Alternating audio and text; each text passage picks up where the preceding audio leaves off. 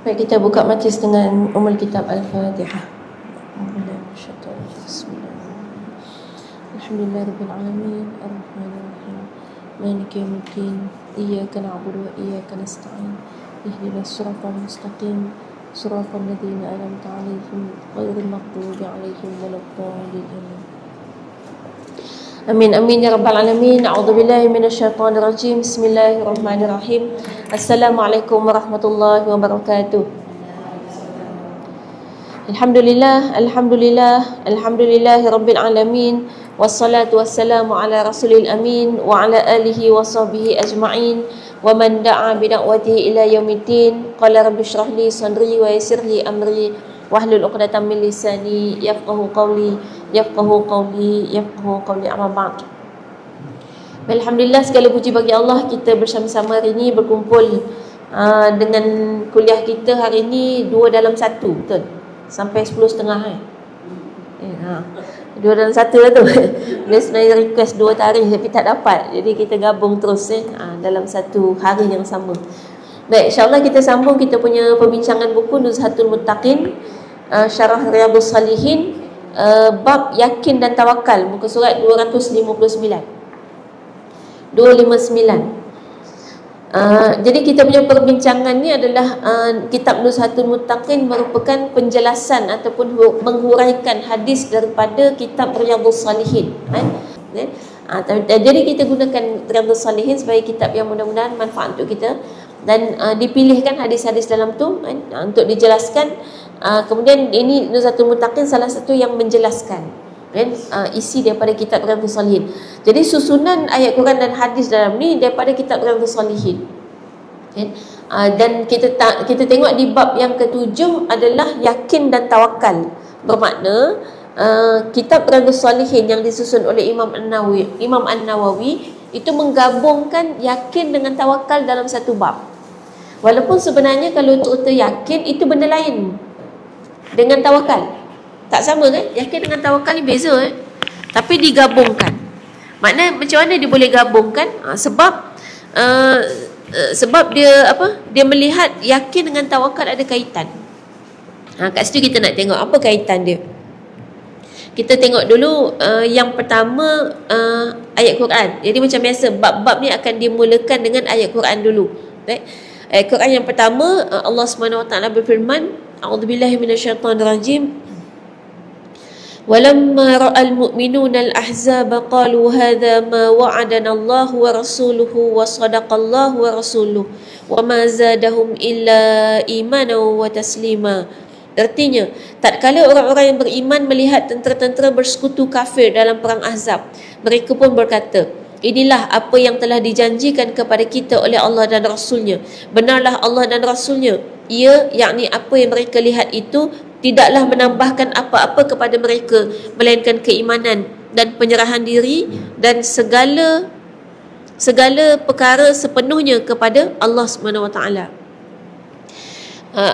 Kita ulang balik. Tidaklah menambahkan apa-apa kepada mereka, melainkan keimanan dan penyerahan diri. Penyerahan diri iaitu kepada keimanan dan penyerahan. Kemudian penyerahan iaitu penyerahan diri dan juga segala perkara sepenuhnya kepada Allah SWT. Jadi ini cerita perang Ahzab. Itu kan surah Al-Ahzab ayat 22. Tahu cerita perang Ahzab? Nama perang Ahzab apa lagi selain pada Ahzab? Ada nama lain perang tu? Tak tahu? Bagus. Terang-terang, alhamdulillah. Daripada tak tahu lepas tu buat-buat tahu kan. Baik, perang Ahzab nama lain dia perang Khandaq. Kalau perang Khandaq biasa dengar kan. Perang Khandaq tu apa special daripada perang lain? Apa yang beza daripada perang lain? Parit. Khandaq tu parit. Jadi ada gali parit. Perang Ahzab dinamakan Ahzab. Jadi nama perang tu Khandaq sebab ada parit, ada gali parit. Dinamakan juga sebagai Ahzab sebab Ahzab ni maknanya dia parti yang maknanya kenapa jadi Ahzab? Sebab dia bukan Islam lawan misalnya kafir Quraisy ataupun Islam lawan Yahudi. Dia bukan gitu. Dia musuh kepada Islam tu bergabung. Jadi berparti-parti, dia buat kerjasama parti. Dia panggil apa tu? Sekutu kan, bersekutu. Jadi Ahzab ni sekutu. Jadi dia orang bersekutu. Yahudi pula ada 3, Bani Nadir, Bani Quraidah, Bani Qainuqa. Kan Bani Quraidah, Yahudi Bani Quraidah itu sebenarnya duduk dalam Madinah. Dia sepatutnya kafir zimmi. Dia ibaratnya macam kita kan dekat Malaysia ada orang bukan Islam kan, yang Cina, India, yang memang dari negara sana lah asalnya. Baik, dia kan duduk dalam negara kita, dia bukan Islam, jadi dia adalah kafir tapi zimmi. Maknanya kafir yang tak diperangi, dan dia pun tak perang dengan kita. Dan mereka ni bila duduk kat tempat kita, dia bawah perjanjian dengan kita. Perjanjian dia ialah, kalau kat Madinah ada perjanjian kan? Perjanjian dia ialah bila dah duduk sama-sama dalam negara ni, kita akan sama-sama membela negara ni. Tak kira kita agama apa, bangsa apa, kita akan sama-sama jaga tempat kita duduk ni. Itu perjanjian dia. Jadi Yahudi Bani Quraidah dia duduk dalam Madinah dengan perjanjian tu. Perjanjian bahawa dia akan sama-sama jaga kota Madinah daripada musuh. Dan dia takkan bersekongkol dengan musuh. Tiba-tiba dalam perang Ahzab, dia bersekongkol dengan musuh. Maknanya dia ni hak serang dari dalam Madinah. Kan? Sebab dia duduk dalam. Ni Malaysia ni kan ada kan. Hati-hatilah, maknanya cerita ni bukan baru lah. Kan? Mengaku kafir zimmi, duduk dalam naungan kita, kita jaga dia elok-elok, tiba-tiba dia serang kita balik. Itu dah berlaku zaman Nabi. Jadi macam mana nak buat? Belajar daripada sirah. Kan? Cara dia macam mana? Baik. Jadi maknanya kita kata dalam kejadian ataupun peristiwa ni, yang dalam Madinah adalah Yahudi Bani Quraidah, kemudian gabung dengan Yahudi yang di luar Madinah, gabung lagi dengan kafir Quraisy, gabung lagi dengan, maknanya beberapa kelompok jadi sekutu, satu geng. Orang kafir banyak, bilangan dia orang ada beberapa belas ribu, dibandingkan dengan umat Islam pada masa tu sekitar 2 ke 3 ribu orang sahaja. Okey. Baik. Jadi ini cerita perang dalam Islam. Bila cerita perang, kita patut faham Islam tu yang sebenarnya. Zaman Nabi, Islam tu penuh dengan peperangan. Bukan perang untuk angkat senjata dan menyakiti orang, tak. Tapi nak gambarkan bahawa jangan pernah menggambarkan Islam ni hanya separuh jalan. Baik, memaafkan, sabar, redha, terima seadanya. Bukan hanya itu. Hari ni kita faham Islam macam tu. Jadi kalau orang baik, maknanya orang yang macam tu lah, yang akhirnya lemah kan. Kena buli pun diam. Tu kita kata baik. Islam tak macam tu. Sebab tu Islam tak dibuli. Islam zaman Nabi tak pernah dibuli. Sebab Islam ketika mana dibuli, dia akan bangkit. Macam yang kat Gaza sekarang. Kan? Kalau cuba Gaza tu pakai Islam yang kita faham ni kan, redha, terima, sabar kan, qanaah gitu. Jadi tak apa, kena bom tak apa, ini takdir Allah gitu kan. Apa jadi? Hancur dia tak ada langsung. Tapi mereka memahami Islam dengan yang sebenar-benarnya, dia bangkit. Kan, yang waktu ini, zaman kita ini, sebelum daripada berlakunya Gaza sehingga hari ini, di awal perang dulu pun orang Islam sendiri mempertikaikan. Sebab kita faham jihad je ganas, perang angkat senjata je ganas. Sebab hari ini untuk pegang senjata itu tak semua orang dibenarkan. Jadi kita anggap pegang senjata ni orang jahat je pegang. Jadi kita faham peperangan adalah sesuatu yang pada zaman Nabi SAW berlaku hampir setiap tahun.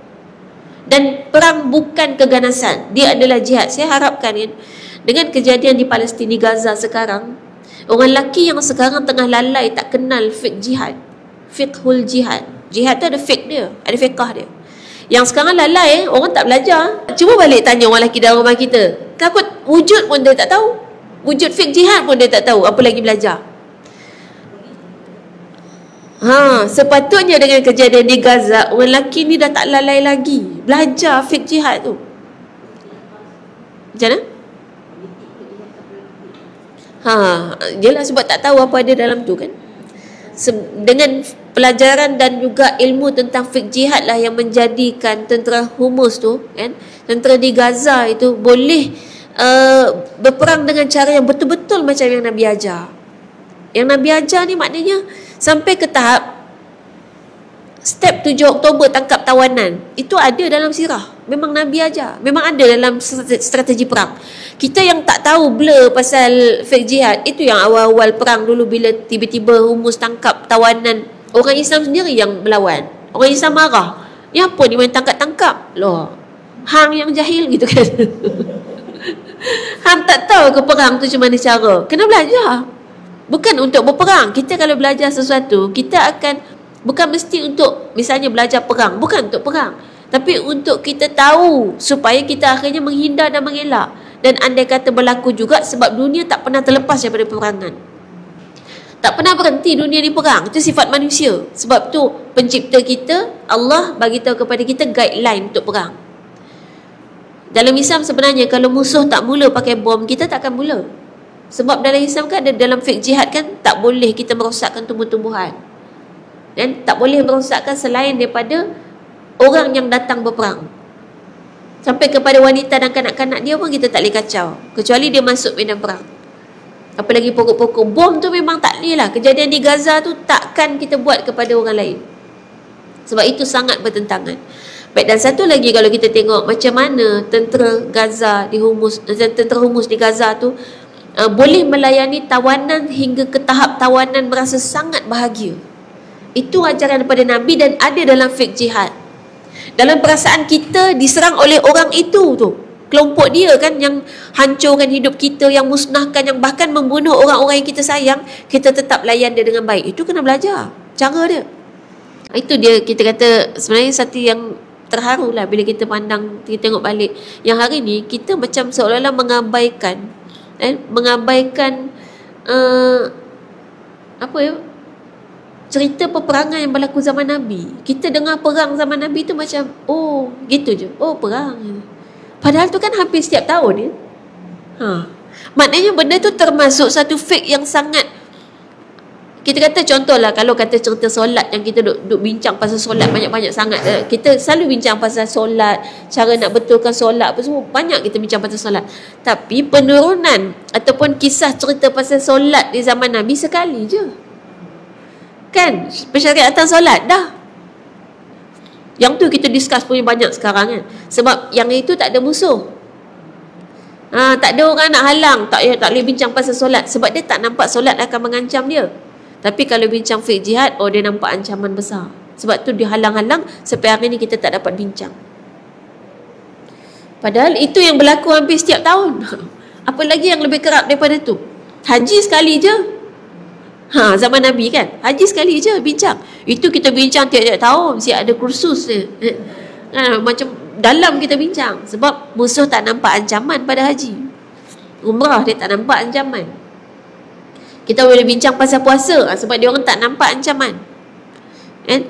Jadi maknanya kita tahu kan, yang hari ni kefahaman Islam yang sebenar akan dihalang oleh musuh, yang mana mereka melihat itu satu ancaman. Termasuk sebenarnya fiqh muamalat. Kita belajar tak habis. Fiqh muamalat ni tentang kewangan, ekonomi. Kita diajar separuh Fiqh muamalat sebenar kita tak belajar habis. Tak diajar sepenuhnya kepada seluruh umat Islam sampai habis. Sebab orang kafir nampak ancaman. Ekonomi dunia pernah dikuasai oleh orang Islam. Zaman Nabi start pada zaman Nabi dan lebih daripada 1000 tahun. Itu termasuk di tanah Melayu tu menguasai perdagangan dunia kan? Selat Melaka kan? Itu maknanya orang Islam menguasai perdagangan dunia. Orang Melayu ni bukan calang-calang. Nak menguasai perdagangan dunia bukan benda simple no? Bukan kita kata orang kampung, orang duduk dalam hutan boleh kuasai dah. Dia mesti orang yang sangat sistematik kan? Dia mesti orang yang sangat bijak, yang sampai dunia percaya untuk datang ke situ. Kita tahu nak tarik kepercayaan masyarakat dunia bukan senang. Sebenarnya yang made in kita, itu kita dah buat dah zaman dulu. Kita dah boleh hidup dengan barang-barang made in kita sendiri sebelum daripada penjajah datang. Made in China ni start penjajah datang. Kita hidup dengan barang-barang kita. Kita ada produk kita semua. Tupperware kita pakai buluh lah, pakai daun pisang. Itu produk kita kan. Botol air buluh kan, Tupperware daun pisang, daun apa lagi, ada banyak macam-macam daun kan. Kita yang buat bungkus nasi lemak, bungkus makanan, tapai. Dan produk kita jauh lebih berkualiti. Sebab kalau bungkus daun pisang ke bungkus daun tapai, habis lapak sangat, makan sekali dengan daun pun boleh. Kan? Dia selamat maknanya kan organik kan. Yang hari ni duk sibuk nak organik. Padahal kita dah organik dah dari dulu. Lepas tu dia orang datang bawa yang sintetik. Lepas tu tiba-tiba hari ni nak organik balik. Kita dah organik dari dulu. Beg plastik tu sebelum dia muncul, kita dah ada beg kita dah. Masih ada kan sampai sekarang beg tikam, beg mengkuang. Kita dah ada, semua dah lengkap dah sebenarnya. Tapi sekarang semua produk Melayu kita panggil sebagai tradisional. Dan kita dah tak pakai. Dia pun dijual hanya di kedai-kedai barang tradisional. Kan? Beg mengkuang pun orang dah tak pakai mengkuang, orang pakai plastik lah. Anyam, tapi dia anyam macam mengkuang. Dia ada strategi tu sebenarnya kan, untuk mengalahkan ekonomi Islam. Sebab dalam sejarah, ekonomi Yahudi itu dijatuhkan oleh ekonomi Islam. Tanpa kita menjatuhkan ekonomi dia jatuh sendiri.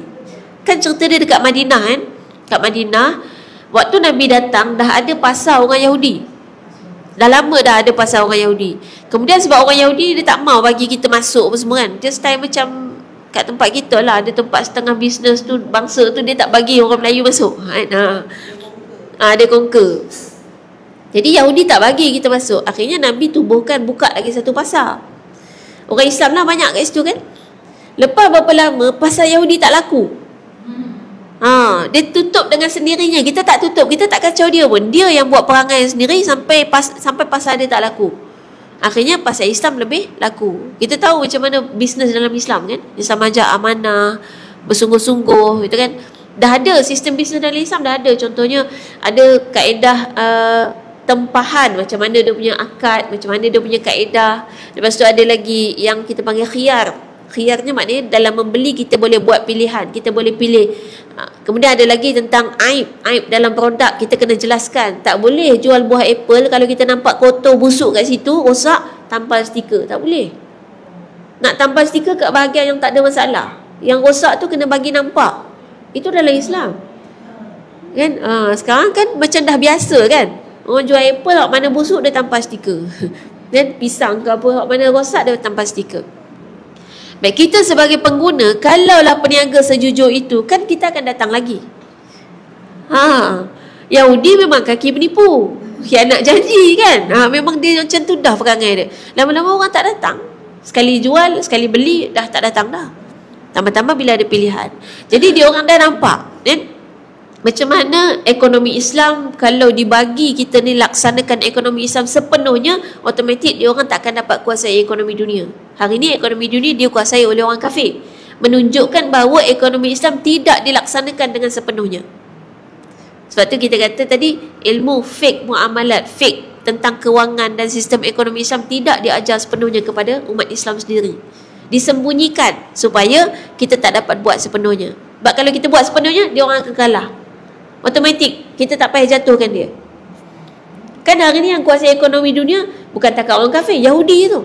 Yahudi yang pada zaman Nabi dah dijatuhkan ekonomi dia dengan kebangkitan ekonomi Islam. Jadi dia orang tahu, dia belajar sejarah kan. Ini kalau biar orang Islam buat dia punya cara ekonomi ni, kita jatuh ni. Sebab sejarahnya macam tu. Maka dia akan halang mati-matian. Sebab tu hari ni kalau nak belajar Islam betul, dia tak cukup main masjid, surau, kita belajar yang dibenarkan untuk disampaikan saja, tak habis Islam yang sebenar kita belajar. Kena belajar lebih pada tu. Cari lebih lagi. Jadi tak boleh cukup sekadar yang mana ada depan mata je kita dengar. Tak. Kena korek cari Islam yang sebenar. Sebab Islam hari ini disembunyikan. Okay. Baik. Ini cerita perang Ahzab Baik. Kita tengok perkataan dulu. Al-Ahzab, tentera-tentera bersekutu, iaitu daripada kabilah-kabilah Quraisy, Qais dan Ghatafan, yang telah berhimpun, bergabung dan berpakat untuk menyerbu kaum muslimin di Madinah. Rasulullah SAW pun menggali parit untuk mempertahankan Madinah dengan cadangan Salman Al-Farisi. Perang ini dinamakan Ghazwatul Khandaq dengan erti perang parit, sebagaimana ia dinamakan juga Ghazwatul Ahzab dengan erti perang tentera-tentera bersekutu. Peristiwa ini berlaku pada tahun ke-5 Hijrah. Baik, tahun ke-5 Hijrah, perang mula disyariatkan bukan pada awal sampai Madinah, tak. Tahun ke-2 Hijrah, itu perang Badar.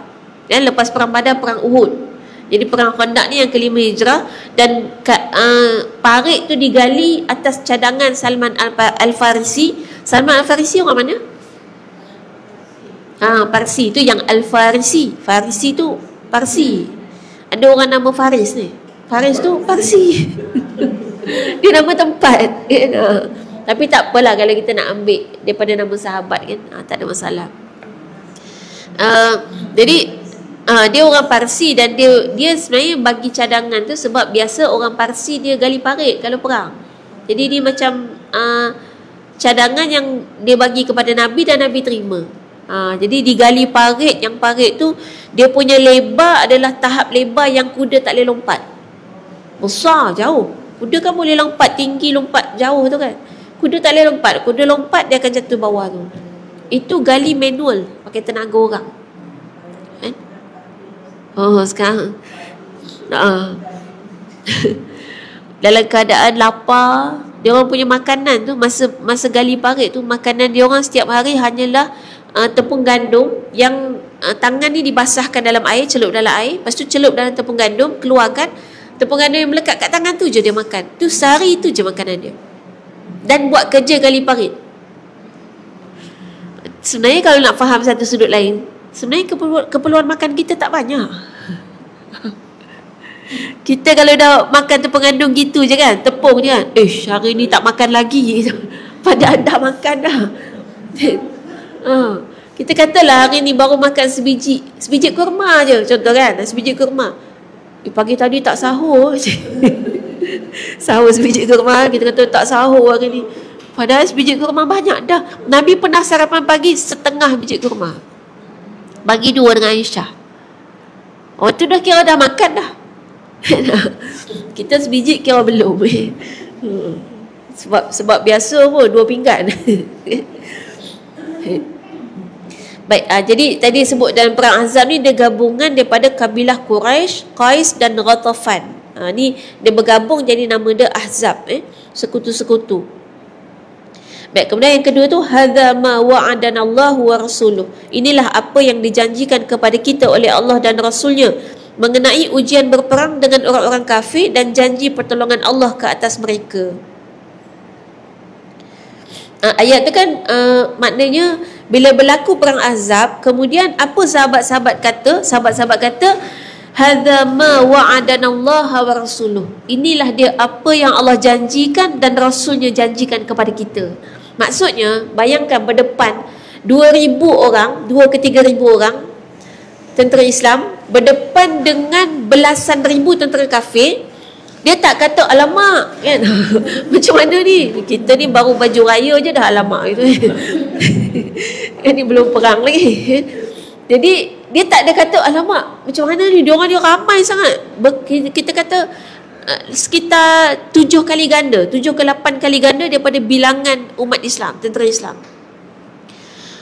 Maknanya 1 lawan 7 lah kan? Kita kata seorang lawan 7. Ini macam cerita Hindustan.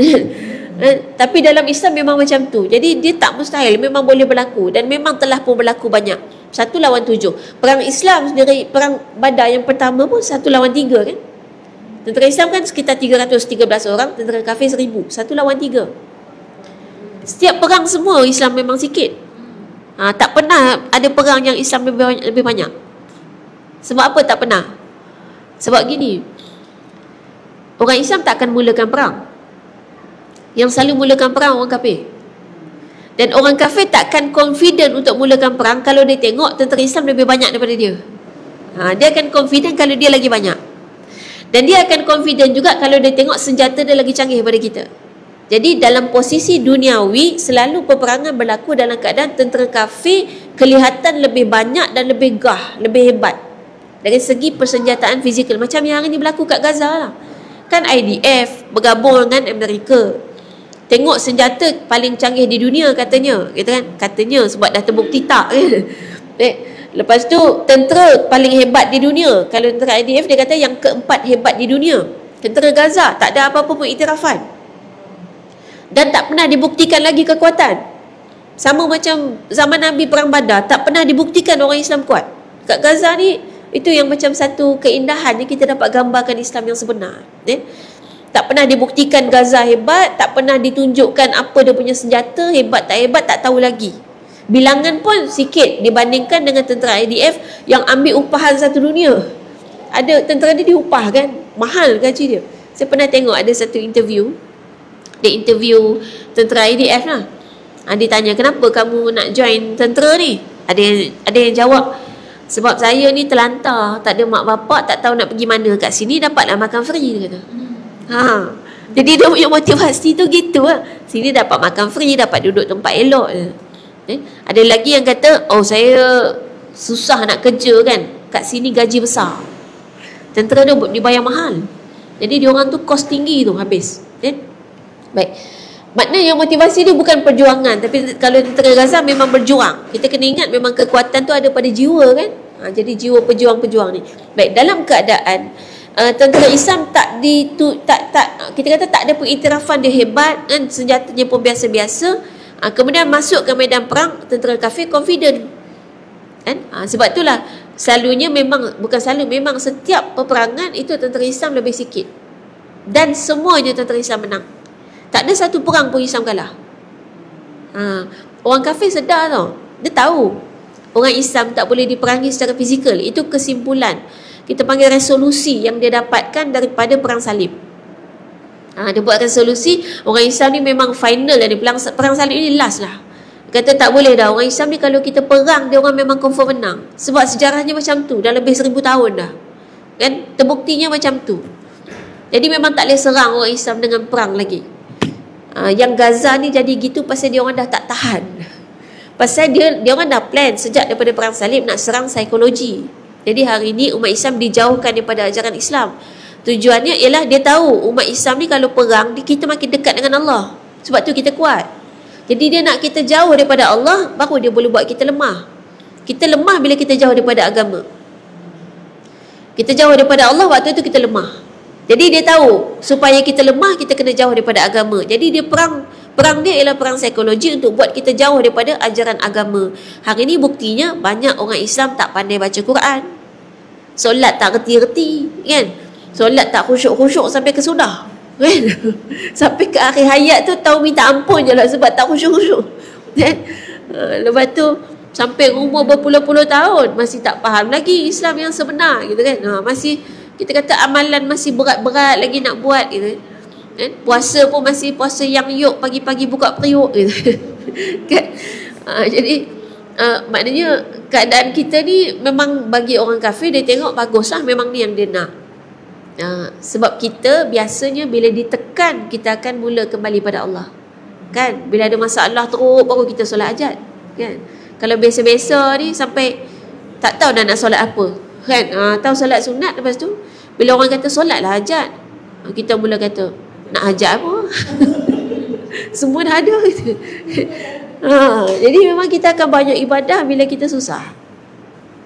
Jadi memang perang tu situasi yang akan buat kita sangat tertekan sampai kita akan tawakal dan yakin hanya kepada Allah. Sebab tu kita menang. Menang bila kita serah diri kepada Allah. Baik. Jadi maknanya umat Islam masa perang Ahzab ni diceritakan perang Ahzab adalah satu peperangan. Perang Ahzab adalah satu peperangan yang antara yang paling berat dirasakan oleh umat Islam. Masa tu bukan hanya lelaki yang ada di medan perang sahaja yang kesusahan, tapi seluruh umat Islam di Madinah kesusahan. Wanita dan kanak-kanak dia ketakutan. Itu zaman Nabi. Jadi apa yang jadi kat Gaza ni, kalau mereka dah duduk dalam situasi tu, pasti mereka dah belajar ni perang Ahzab. Sebab dalam perang Ahzab situasinya sama macam kat Gaza.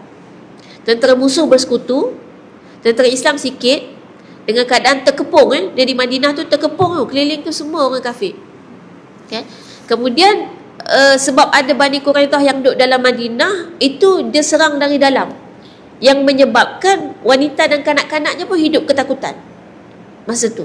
Jadi dalam keadaan yang macam tu, akhirnya tawakal kita akan jadi sangat tinggi kepada Allah. Kat siapa lagi nak minta tolong kan? Tak ada masa tu. Kalau kata kuasa dunia, siapa yang akan tolong? Islam baru ada kat Madinah je. Tak boleh lagi nak minta tolong Yaman tu. Tak boleh lagi nak harap tiba-tiba Syria ke turun, tiba-tiba Turki datang. Tak. Masa tu baru Madinah je Islam.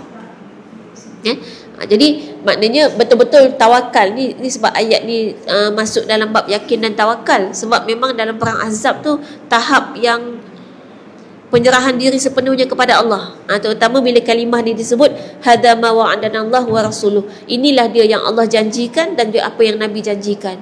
Maksudnya bila tengok tentera musuh macam tu dia happy. Happy sebab apa? Sebab kan Allah dah kata dunia tempat ujian, dunia tempat susah. Ni penuh dengan perjuangan. Inilah dia apa yang Allah dan Rasul tengah bagi kat kita. Apa yang Allah dan Rasul dah janjikan kita ni tengah berlaku depan mata kita. Kita sekarang terbalik. Kalau susah kita rasa Allah tak sayang kita. Padahal Allah dah bagi tahu dah dalam Quran, dunia ni penuh dengan kesusahan. Siapa yang tiba-tiba jumpa nikmat je kat dunia ni, tak pernah susah, takut silap alam. Cuba cek balik. Kok dah masuk alam barzakh kan, ataupun akhirat. Sebab dunia ni memang Allah cerita, Allah janji dah kat dunia ni penuh dengan kesusahan, ketakutan, rasa lapar dan dahaga, kehilangan orang yang disayang. Itu janji Allah. Jadi bila sahabat tengok tu, oh ini janji Allah. Jadi dengan penuh bahagia kita akan hadapi semua ni. Inilah dunia. Ini kunci bahagia. Kunci bahagia, kita akan bahagia bila kita dapat rasakan dan kita faham dunia dengan cara yang Allah bagi tahu. Hari ni kita faham dunia dengan cara syurga, itu yang menderita. Kan bila kita katalah mula dengan kahwin contoh. Orang kahwin dia expect bahagia macam dalam cerita Cinderella kan. Macam cerita dongeng kan. Cerita dongeng tu kan nanti bila kahwin je dia pun kata mereka pun hidup dengan bahagia selama-lamanya. Kan? Padahal siapa dah kahwin tahu mana ada lepas kahwin bahagia selama-lamanya. Lepas kahwin siapa tak pernah gaduh dengan suami? Pelik kan? Gaduh ni jangan bayang bergaduh makna bertempik-tempik lawan mulut dah. Gaduh ada macam-macam cara. Yang penting kita berbeza dengan suami, kita tak setuju dengan dia. Itu biasa kan? Kalau tiba-tiba kita setuju je belaka, takut kita bukan manusia. Manusia memang akal dia, kita ada akal kan. Jadi kita biasa berbeza, kita biasa bertelingkah, kita tak setuju. Kadang-kadang ada setengah orang dia diam, ada setengah orang menjerit-jerit kan, ada setengah orang balik kampung terus kan. Dia kata saya perlukan ketenangan gitu. Padahal tak boleh. Suami tak izin mana boleh kan. Baik. Jadi itu maknanya dunia yang kalau kita kata kita expect nak bahagia, itu yang bila ada masalah dia jadi menderita. Padahal Allah dah bagi tahu dunia ni tempat macam mana, yang akhirnya bila kita bersemuka berjumpa dengan benda-benda yang menguji tu kan, benda-benda yang susah tu, kita makin bahagia. Saya hari ni saya belajar melalui kehidupan ni kan, setiap kali saya mengalami kecederaan, saya belajar benda baru. Sampailah hari ni setiap kali saya cedera apa-apa, saya akan bahagia. Sebab ni bagus ni, maknanya Allah nak bagi ilmu lagi. Baru ni saya benjol kat setengah ni. Benjol, terantuk lah. Terantuk dinding tembok kan. Suami tanya macam mana boleh terantuk. Saya kata tu tempat baru. Saya kata kan kepala ni belum kenal tembok ni. Saya kata jadi dia berkenalan lah tu. Dia benjol. Betul-betul lepas terantuk sebiji bulat naik. Tengah-tengah dahi betul ni. Ni masih ada. Ada kot. Timbul tak dah, tapi rasa tu ada lagi. Kan? Betul-betul kira naik benjol tu 1,5 cm kot. Besar juga kan. Bertelur kat tengah tu kan. Lepas tu tu kata ni ilmu baru ni Allah nak bagi kan. Benjol ni sebenarnya kenapa kalau kepala terantuk benjol, tangan terantuk tak pernah benjol kan, kaki terantuk tak pernah benjol. Kalau kita fikir kan mesti ada sebab ni kan. Saya pun belajar kan, carilah benda macam tu, boleh Google kan, tapi pilihlah website-website yang dipercayai. Baca-baca. Jadi rupanya benjol ni adalah reaksi yang Allah bagi kepada tubuh badan kita, yang kita selalu sebut badan kita boleh healing diri dia sendiri. Jadi Allah dah sediakan tubuh badan manusia ni, dia memang disediakan untuk bekerja. Dan setiap kali kita bekerja, kita akan ada kecederaan. Dan Allah dah sediakan cedera itu, badan kita dah ada kaedah dia untuk settlekan. Itu yang kata badan kita ni produk langit. Produk dari Allah. Allah sediakan kita bukan macam barang. Kalau barang dia patah, kita gam kan. Dia bonjol, kita kempeskan. Itu barang. Sebab dia tak hidup. Tapi badan kita Allah dah sediakan untuk buat ibadah, maka dia ada cara dia boleh baiki diri dia. Kalau macam luka kan, luka ada setengah luka kita tak buat apa-apa pun dia sembuh kan. Luka kecil-kecil lah kan, macam kena pisau apa, kadang biar je kan, sembuh kan. Berhenti sendiri kan. Kita mungkin bantu tekan sikit ke gitu je, sebab memang Allah dah sedia lah. Tak payah beria tiba-tiba nak kena bubuh Handiplus lah, ubat apa warna-warna macam-macam tu kan. Risau sangat dia tu kan. Allah dah sedia dah. Dia boleh memperbaiki dan mengubati diri dia sendiri. Dia sampai tahap, sebab saya belajar ni start daripada kecederaan yang agak besar masa tulang patah. Saya patah tulang tu kan. Masa patah tulang tu saya belajar. Masa patah tulang saya nak pilih rawatan apa. Sempat juga baca dulu kan, dia kaji dulu. Untuk buat keputusan nak rawat dengan cara apa. Jadi apa sebenarnya nak dibuat dengan tulang patah? Apa rawatan-rawatan, banyak-banyak rawatan ni, dia nak buat apa dengan tulang patah sebenarnya? Sebenarnya semua satu je tujuan dia. Nak jumpakan balik tulang tu dengan tulang. Sebab nanti Allah dah cipta, tulang tu akan baiki diri dia sendiri. Dia akan tumbuh dan bercantum sendiri. Tak ada manusia boleh cantumkan dia walaupun tebuk-tebuk dia. Skru kan dia, kalau kayu patah kita skru. Tulang patah kita jumpakan, lepas tu dia buatlah kerja dia. Memang saya antaranya tu dapatlah tu surat suruh buat yang tu, saya tak buat. Sebab saya jumpa final dia, tak perlu pun. Kan? Asalkan dia jumpa lah. Dia jumpa kan. Kalau dia lari dislocate tu, itu kita jumpakan dia balik. Jumpa tu nanti dia akan sambung sendiri. Makan masa. Kita cuma bantu je lah. Mungkin bantu dengan makanan yang boleh menumbuhkan tulang, boleh menguatkan tulang, gitu je. Lepas tu kalau budak-budak misal kadang patah tulang ni, dia orang cuma cantumkan dan biar. Apa tujuan dia simen? Dia bukan macam simen batang kayu, batang besi dah. Dia simen tu supaya tak terkepak balik. Kan? Sebab budak-budak kadang lasak main kan. Jadi dia supaya tulang tu jumpa dengan tulang. Kalau dah itu dia punya kerja dia, maknanya kita cari je lah kaedah rawatan yang tidak besar mudarat dia. Yang kurang mudarat. Sebab ada setengah jenis rawatan tujuannya sama, nak jumpakan tulang juga, tapi menambah mudarat di bahagian lain. Itu boleh fikir sendiri. Akhirnya mungkin Allah nak bagi ilmu, sampai akhirnya saya belajar lah ilmu kesihatan, ilmu rawatan. Ada kaedah rawatan kan? Yang maknanya itu konsep diri kita memang Allah dah sediakan kan? Untuk dia digunakan kan? Untuk ibadah. Baik. Kemudian perkataan imanan. Imanan maknanya keimanan, yakni kepercayaan kepada janji Allah Azza wa Jalla dan juga janji Rasulnya, serta keyakinan pada pertolongannya, iaitu pertolongan Allah. Baik, apa maksud iman?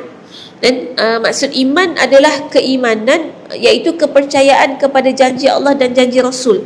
Jadi bila kita kata kita orang beriman, maksudnya apa? Maksudnya kita percaya dengan janji Allah dan janji Rasul, baru iman. Baik, kita ambil contoh gini. Sedekah. Dalam bab sedekah ni, sebab dalam bab sedekah ada janji Allah. Orang beriman bersedekah kerana dia percaya dengan janji Allah. Apa janji Allah dalam sedekah?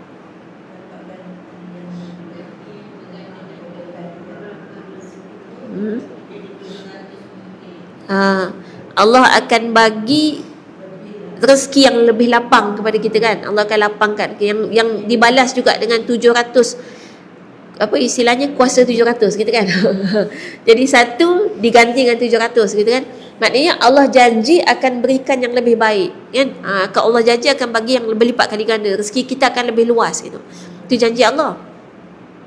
Dalam Quran ada contoh juga, setan pun ada janji juga. Bab sedekah setan bagi janji juga, dan lebih ramai yang percaya janji setan. Setan janji apa? Kalau sedekah apa jadi? Kalau sedekah habis kan? Memang kalau sedekah habis kan? Secara fizikalnya gitu kan? Ada duit RM10, orang minta sedekah, kita bagi RM10, habis duit kita kan? Janji setan, kalau kamu sedekah, harta kamu akan habis. Berapa banyak orang lagi percaya janji setan? Yang jadi kedekut tu pasal percaya janji setan kan? Maknanya orang ni, sebab tu sedekah tu sangat-sangat infak apa semua sangat-sangat ditekankan oleh Islam, sebab dia membuktikan keimanan. Jadi orang yang kedekut sebenarnya dia tengah percaya janji setan dan dia tidak yakin dengan janji Allah. Itu masalah dekat iman. Masalah dia jauh, masalah dia kan. Kita cuma nampak kena kod haji bakhil gitu je kan. Rupanya masalah iman. Ni bulan-bulan puasa ni banyak-banyak sedekah kan. Yakin dengan janji Allah. Itu maksud iman. Jadi iman yakin gitu. Allah janji apa, kita yakin. Kalau dalam ayat ni tentang perang kan? Dalam perang Allah ada janji dalam Quran tentang perang. Sebab tu tentera Gaza berani untuk muncul menyerang kelompok yang dikatakan sebagai yang paling canggih, paling hebat kan. Tentera Gaza berani sebab dia tahu dalam Quran Allah ada janji tentang perang, ada janji Allah. Janji Allah apa? Allah janji akan tolong kalau kamu taat dengan perintah Allah. Jadi kerja dia cuma taat je. Macam dia layan tawanan dengan baik, itu perintah Allah. Kan zaman Nabi layan tawanan macam tu. Bahkan ada salah seorang daripada isteri Nabi tu asalnya tawanan, Sayyidatina Sofia. Itu anak kepada pemimpin Yahudi Bani Nadir. Awal dia jumpa Nabi, dia benci sangat. Dia kata Nabi yang bunuh ayah dia. Sebab dalam perang tu ayah dia mati. Yang bunuh bukan Nabi, tapi kan kumpulan kan, umat Islam kan. Jadi dia benci sangat tengok muka Nabi. Mula-mula tu memang dia kutuk lah, sumpah seranah sampai dia tak mau, tak suka. Tapi lepas tu jatuh cinta. Dan sayang sangat dengan Nabi sampai ke akhir hayat. Dan Nabi ajar tu cara layan tawanan. Nabi tahu perempuan ni kan, dia benci sebab di fikiran dia kan, dia rasa ayah dia betul, musuh tu salah, musuh dah bunuh ayah dia. Nabi faham perasaan dia. Dan Nabi raikan. Dan ada di kalangan tawanan yang Nabi letakkan kat tepi masjid, dibagi pekerjaan. Tawanan dapat pekerjaan. Jadi boleh jadi sebenarnya tawanan Gaza, kita tak tahu cerita dalam tu kan. Boleh jadi memang dia orang dibagi pekerjaan. Sebab ikutkan zaman Nabi, memang Nabi ajar tawanan tu dibagi pekerjaan. Antaranya ada yang mengajar, yang ada ilmu mengajar. Ada yang kerja dekat tepi masjid tu, dia kerja tukang kayu. Apa yang dia boleh buat, dia bagi pekerjaan dan dibagi gaji. Bukan jadi bukan macam free gitu je dah. Maknanya dicukupkan keperluan dia. Jadi maknanya kita kata status ni mereka dapat segala-gala kebaikan tu. Dan janji Allah, asalkan kamu buat macam mana yang Allah dan Rasul perintahkan, Allah akan tolong. Jadi kerja kita maknanya kita nak yakin macam mana? Yakinnya ialah okey, sekarang kamu belajar betul-betul apa yang Allah dan Rasul perintahkan dalam suasana sekarang, buat je, nanti Allah tolong. Tak payah fikir dah nak selesai masalah macam mana, dah pening dah, tak tahu nak buat macam mana. Buat je apa yang Allah suruh, nanti Allah tolong. Dan kita menang selama ni bukan dengan kekuatan fizikal, tapi dengan pertolongan Allah. Ini ada rahsia besar di balik ni, saya tak cerita. Apa yang berlaku dalam dunia sekarang, bila mereka tahu bahawa pertolongan Allah hanya akan turun kalau kita tak buat maksiat. Maka kalau kita terus bergelumang dalam maksiat, Allah tak akan tolong kita. Maka musuh memastikan supaya kita sentiasa bermaksiat. Sebab dia paling takut kalau pertolongan Allah turun. Itu yang dia buat. Sampailah dia sangat confident dan yakin takkan ada pasukan yang dapat serang dia. Sebab semuanya buat maksiat. Jadi dia jadikan maksiat tu sebagai agenda, antara agenda utama dalam tu. Ni yang online ni, siapa yang tahu, yang duduk dalam tu sedarlah apa yang kamu sedang buat tu adalah agenda daripada musuh. Supaya kita takkan menjadi pasukan yang dapat melawan mereka, sebab kita memang diwajibkan buat maksiat tu dan kita buat. Kita tak tinggalkan tempat tu, kita buat maksiat tu. Hari ni kan ada banyak tu keadaan yang kita jadi kena buat dosa kat tempat tu, tapi kita rasa sebab itu pekerjaan kita, jadi macam tak boleh nak tinggal. Kalau untuk wanita ni kita bagi tahu, kalau kita bekerja makan gaji dan kemudian kita kena buat dosa kat tempat kita makan gaji kan, sama ada jadi buka aurat ke, ikhtilat ke, ataupun jadi khalwat, ataupun jadi kita tak boleh nak bertegas dengan prinsip Islam dan prinsip agama. Kita disuruh buat, bos paksa kita buat benda ni, padahal benda tu kita tahu hukum dia tak boleh, benda hukum dia haram, kita kena buat juga. Dan orang perempuan biasanya follow, sebab kita tak kuat nak bertegas. Kalau bertegas kena buang kerja. Paling kurang kalau tak kena buang kerja pun kita akan ditohmah, difitnah, dibenci. Itu perempuan banyak tak kuat. Sebab tu wanita antaranya kenapa tak ditugaskan mencari nafkah. Sebab perempuan tu gitulah, dia mudah lemah, ikut dia kan. Kalau sampai macam tu, lebih baik tinggalkan pekerjaan tu. Kalau kita nak kata sekarang kan susah nak cari rezeki. Rezeki Allah bagi. Allah akan tolong kita kalau kita tinggalkan dengan ikhlas. Kita tinggalkan semata-mata kerana Allah. Kita tak mau lagi terjebak dengan dosa tu yang kita tahu betul itu memang dosa. Allah akan tolong. Kan Allah janji, tu iman tu. Janji Allah, kalau kita taat perintah Allah, Allah akan tolong. Kalau kita nak tinggal dosa tu sebab kita nak taat dengan Allah dan kita yakin dengan janji Allah, Allah akan tolong. Maknanya kalau dah tahu tempat kita kerja tu kita kena buat dosa, kita tak tinggalkan juga masalah iman. Tak yakin dengan janji Allah. Banyak ni saya jumpa kan. Kadang-kadang bila kita cuba ingatkan wanita kan, kita cuba ingatkan kawan-kawan apa semua kan, nanti jawapan dia tak ada pilihan. Dia kata gitu, terpaksa. Kita bagi tahu untuk wanita dan perempuan, tak ada ceritanya kita terpaksa kerja. Tak ada. Sebab wanita tidak ada tanggungjawab menafkah sesiapa pun. Kerja buat apa? Cari duit. Cari duit nak buat apa? Siapa suruh berhutang? Bayar hutang, siapa suruh berhutang? Itulah nak shopping, nak duit lebih kan, nak pegang duit. Itu kan nafsu. Kita ni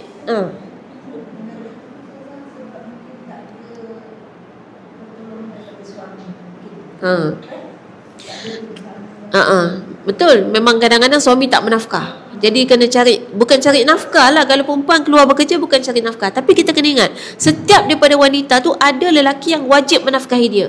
Kalau misalnya suami tak nafkah, dia akan pergi lebih jauh. Wali-wali yang bertanggungjawab last sekali pergi ke kerajaan, Baitul Mal ada. Maknanya wanita memang dalam Islam sentiasa ada orang yang wajib menafkahi dia. Kalau habis orang keliling kita semua tak bertanggungjawab, Baitul Mal bertanggungjawab atas wanita. Kalau damai macam-macam jawapan tu, kita tanya balik, tepuk dada, tanyalah iman gitu. Kadang-kadang kita kata macam kita terpaksa kan, kita rasa kita terpaksa. Sebenarnya terpaksa tu apa? Definisikan. Kita kan cuba jelaskan apa maksud terpaksa. Kadang-kadang tak terpaksa pun. Ni ada yang kata ibu tunggal nak menafkah anak-anak, 3 anak. Ni sekali lagi kita sebut DIPT pula tu. Dia dekat TikTok. Baik, nombor 1 ni ada 3 isu ni. 1, ibu tunggal. Yang kedua, nafkah anak. Yang ketiga, IPT. Baik, kita ambil satu-satu. Yang pertama, IPT dulu ambil. Belajar di IPT wajib ke? Tak wajib. Untuk anak, okay, kita bezakan ni, ada anak lelaki, anak perempuan ni. Kita bincang hukum ni, jangan marah. Kita bincang hukum kan. Untuk anak perempuan, sunat. Nak bagi dia belajar tinggi-tinggi, sunat. Maknanya kalau sampai kita kena buat dosa, maka kena tinggalkan yang sunat. Dan bekerja kena buat dosa, kena tinggal dosa tu. Dan kita kerja sebab nak bagi anak tu belajar kat IPT, itu sunat. Kena tinggal yang sunat tu sebab nak tinggal dosa kan? Baik, kemudian kalau anak lelaki pun sunat juga. Sebab anak lelaki dia sebenarnya wajib dinafkahi sampai baligh je. Lepas baligh dia kena cari nafkah sendiri. Dalam Islam macam tu. Cuma zaman kita sekarang tak gitu. Sebab sistem ataupun kaedah mendidik kita tiru barat. Kita ambil daripada barat, bukan cara Islam. Barat 17 tahun dia kata kanak-kanak.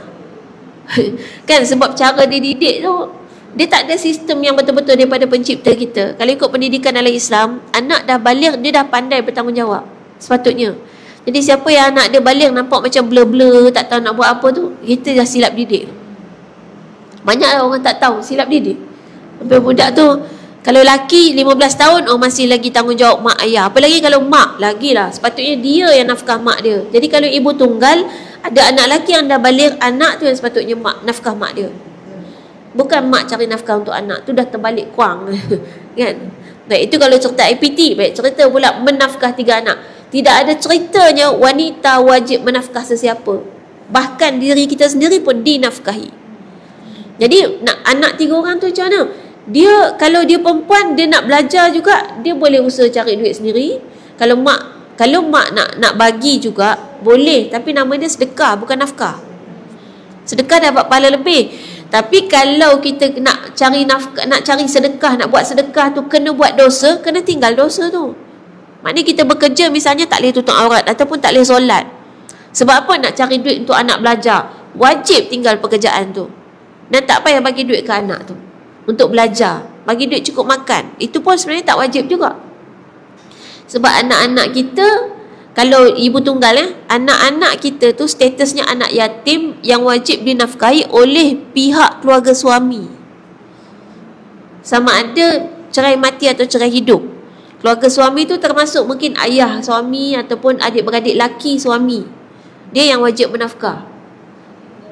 Ni banyak yang tak tahu. Bila tak tahu tu tak. Jadi kacau bilau kita tu bukan pasal Islam tak ada sistemnya, pasal kita yang jahil, tak belajar. Kita pula kalau suami kita tiba-tiba nak menafkah anak saudara dia, kita kata ni apa ni, berkenan ke adik ipar ke? Kita pula marah dia, kan? Padahal tu tanggungjawab dia. Tak ada ilmu. Ya.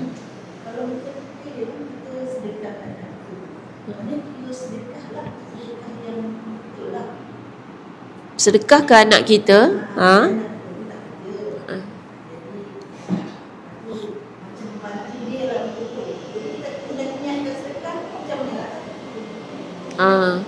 sedekah ke anak kita, niat nak membantu dia sebab dia tak kerja, sedekah. Nak niat sedekah.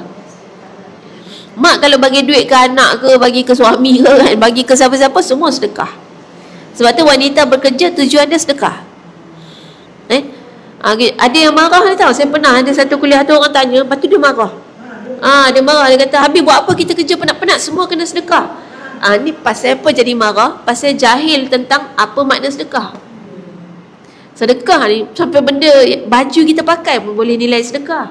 Walaupun kita pakai sendiri, duit kita beli baju, kita pakai sendiri. Baju kita tu baju sedekah. Sedekah dari siapa? Kita sedekah. Kepada siapa? Kepada suami kita.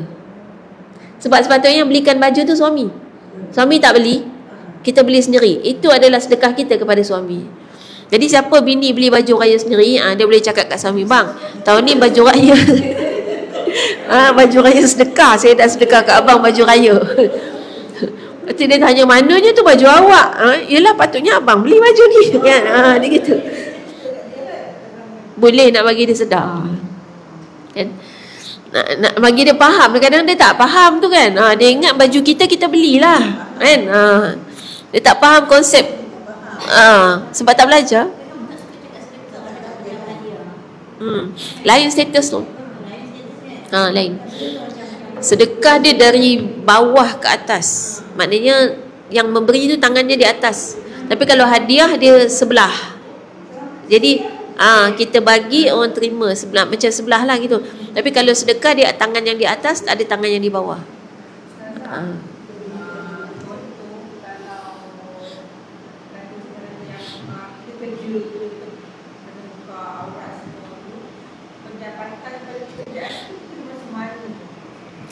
Kalau pendapatan daripada pekerjaan, kalau kata kita bekerja kena buka aurat. Baik, pendapatan daripada pekerjaan merujuk kepada apa pekerjaan yang kita buat, bukan tentang apa keadaan kita. Jadi pekerjaan kita buat misalnya cashier tak boleh pakai tudung, ada ke? Biasanya resepsionis lah, kan, penyambut tetamu tak boleh pakai tudung. Baik, sambut tetamu haram tak? Tak. Jadi dia punya rezeki halal. Sebab pekerjaan dia bukan pekerjaan haram, tapi perbuatan yang dia buat masa bekerja tu yang haram. Dia dosa.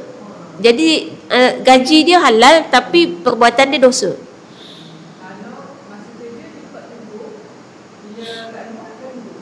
Sama je, haram je.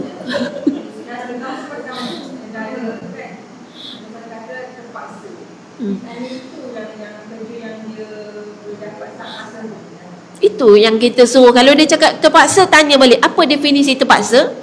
Sila jelaskan, gitu kan. Saya pernah dapat soalan ni daripada tuan punya diri. Jadi orang tu dia memang, dia cakap, saya kerja, dia kata saya tak nak buka tudung tapi bos tak bagi pakai tudung. Jadi dia kata saya datang kerja, saya pakai tudung, tapi dekat tempat kerja saya buka tudung, balik saya pakai balik. Jadi okey tak? Boleh tak? Dia tanya gitu. Dia kata susah nak dapat kerja lain kan. Itu kita tanya balik, terpaksa tu apa? Terpaksa dalam Islam ni, dia sampai ke tahap kalau tak buat mati. Mati tak kalau tak buat, kalau tak kerja tu? Tak mati. Itu bukan terpaksa. Itu yang saya cerita tadi. Maknanya kadang-kadang bila kita terangkan dekat kawan-kawan yang duk buat ni, tahu tak dalam pekerjaan ni kita kena melakukan kezaliman tanpa sedar. Ada banyak orang tak sedar. Baik. Jadi maknanya sebenarnya tak terpaksa. Cuma kita kata terpaksa tu, kata terpaksa tak ada pilihan. Lepas tu dia jawab gini, awak bolehlah awak tak kerja, jadi awak tak kena buat semua tu. Awak tak faham. Saya bagi tahu gini, saya tak kerja sebab saya pilih untuk tak kerja. Dan kalau awak nak kata awak nak kata terpaksa, sebenarnya awak tak terpaksa sebab awak boleh berhenti kerja dan saya dah buat. Orang duk nampak awak tak kerja boleh tak? Tak, padahal kita berhenti kerja sebab tak mau buat tu lah. Jadi pilihannya ialah bukan terpaksa, tapi maknanya kita boleh pilih untuk berhenti kerja. Bahkan saya yang awak pandang tak bekerja ni adalah lebih berat lagi dia punya tanggungan, yang maknanya kita fikir lepas kita berhenti kerja, saya lepas berhenti kerja macam-macam yang saya dapatkan. Bukan setakat berhenti kerja gitu je dah. Ada tohmahan, cacian, makian, penghinaan daripada orang sekeliling. Orang heran, apa tinggal kerja macam tu? Kerja profesional tu. Tak ada pun nak suruh buka aurat ke tak boleh solat, semua boleh buat. Tapi saya rasakan ada satu kezaliman yang dibuat dalam tu yang orang tak sedar.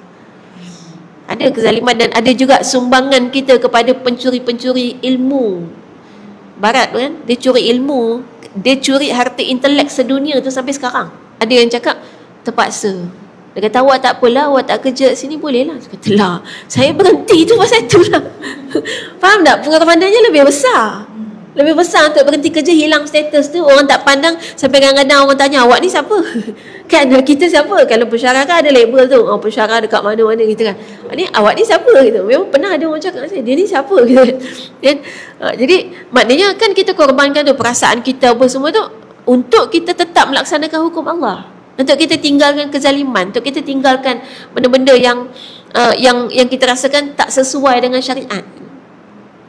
Jadi kalau yang bekerja tu kata terpaksa, lepas tu dia kata awak tak kerja, awak tak faham, tu jawapan dia. Yang orang tak kerja tu pasal dia tinggal lah. Jadi sebenarnya awak tak terpaksa, awak boleh berhenti kerja. Kalau dia nak kata habis nak makan apa, saya nak makan apa? Kita kan, saya makan apa? Hidup je sampai sekarang. Sebab kita meninggalkan kerana Allah, Allah akan tolong. Itu soal iman.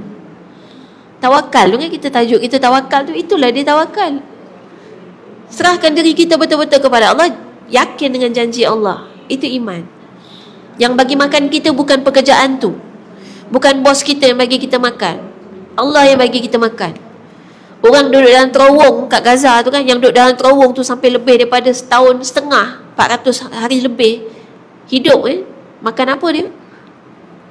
Ada yang cerita memang dia orang makan kurma je tiap hari. Hidup di Gaza tu dalam suasana peperangan, kemudian makanan-makanan tak boleh masuk.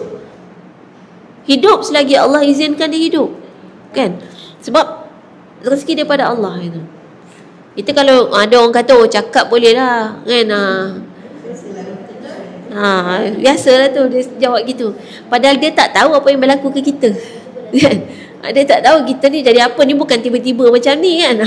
Dulu awal-awal tu tak adalah, kita kata memang dalam kepala tu tak fikir income langsung. Sebab memang dah berhenti tu tak ada income lah kan. Lepas tu orang kadang tengoknya kita sekarang.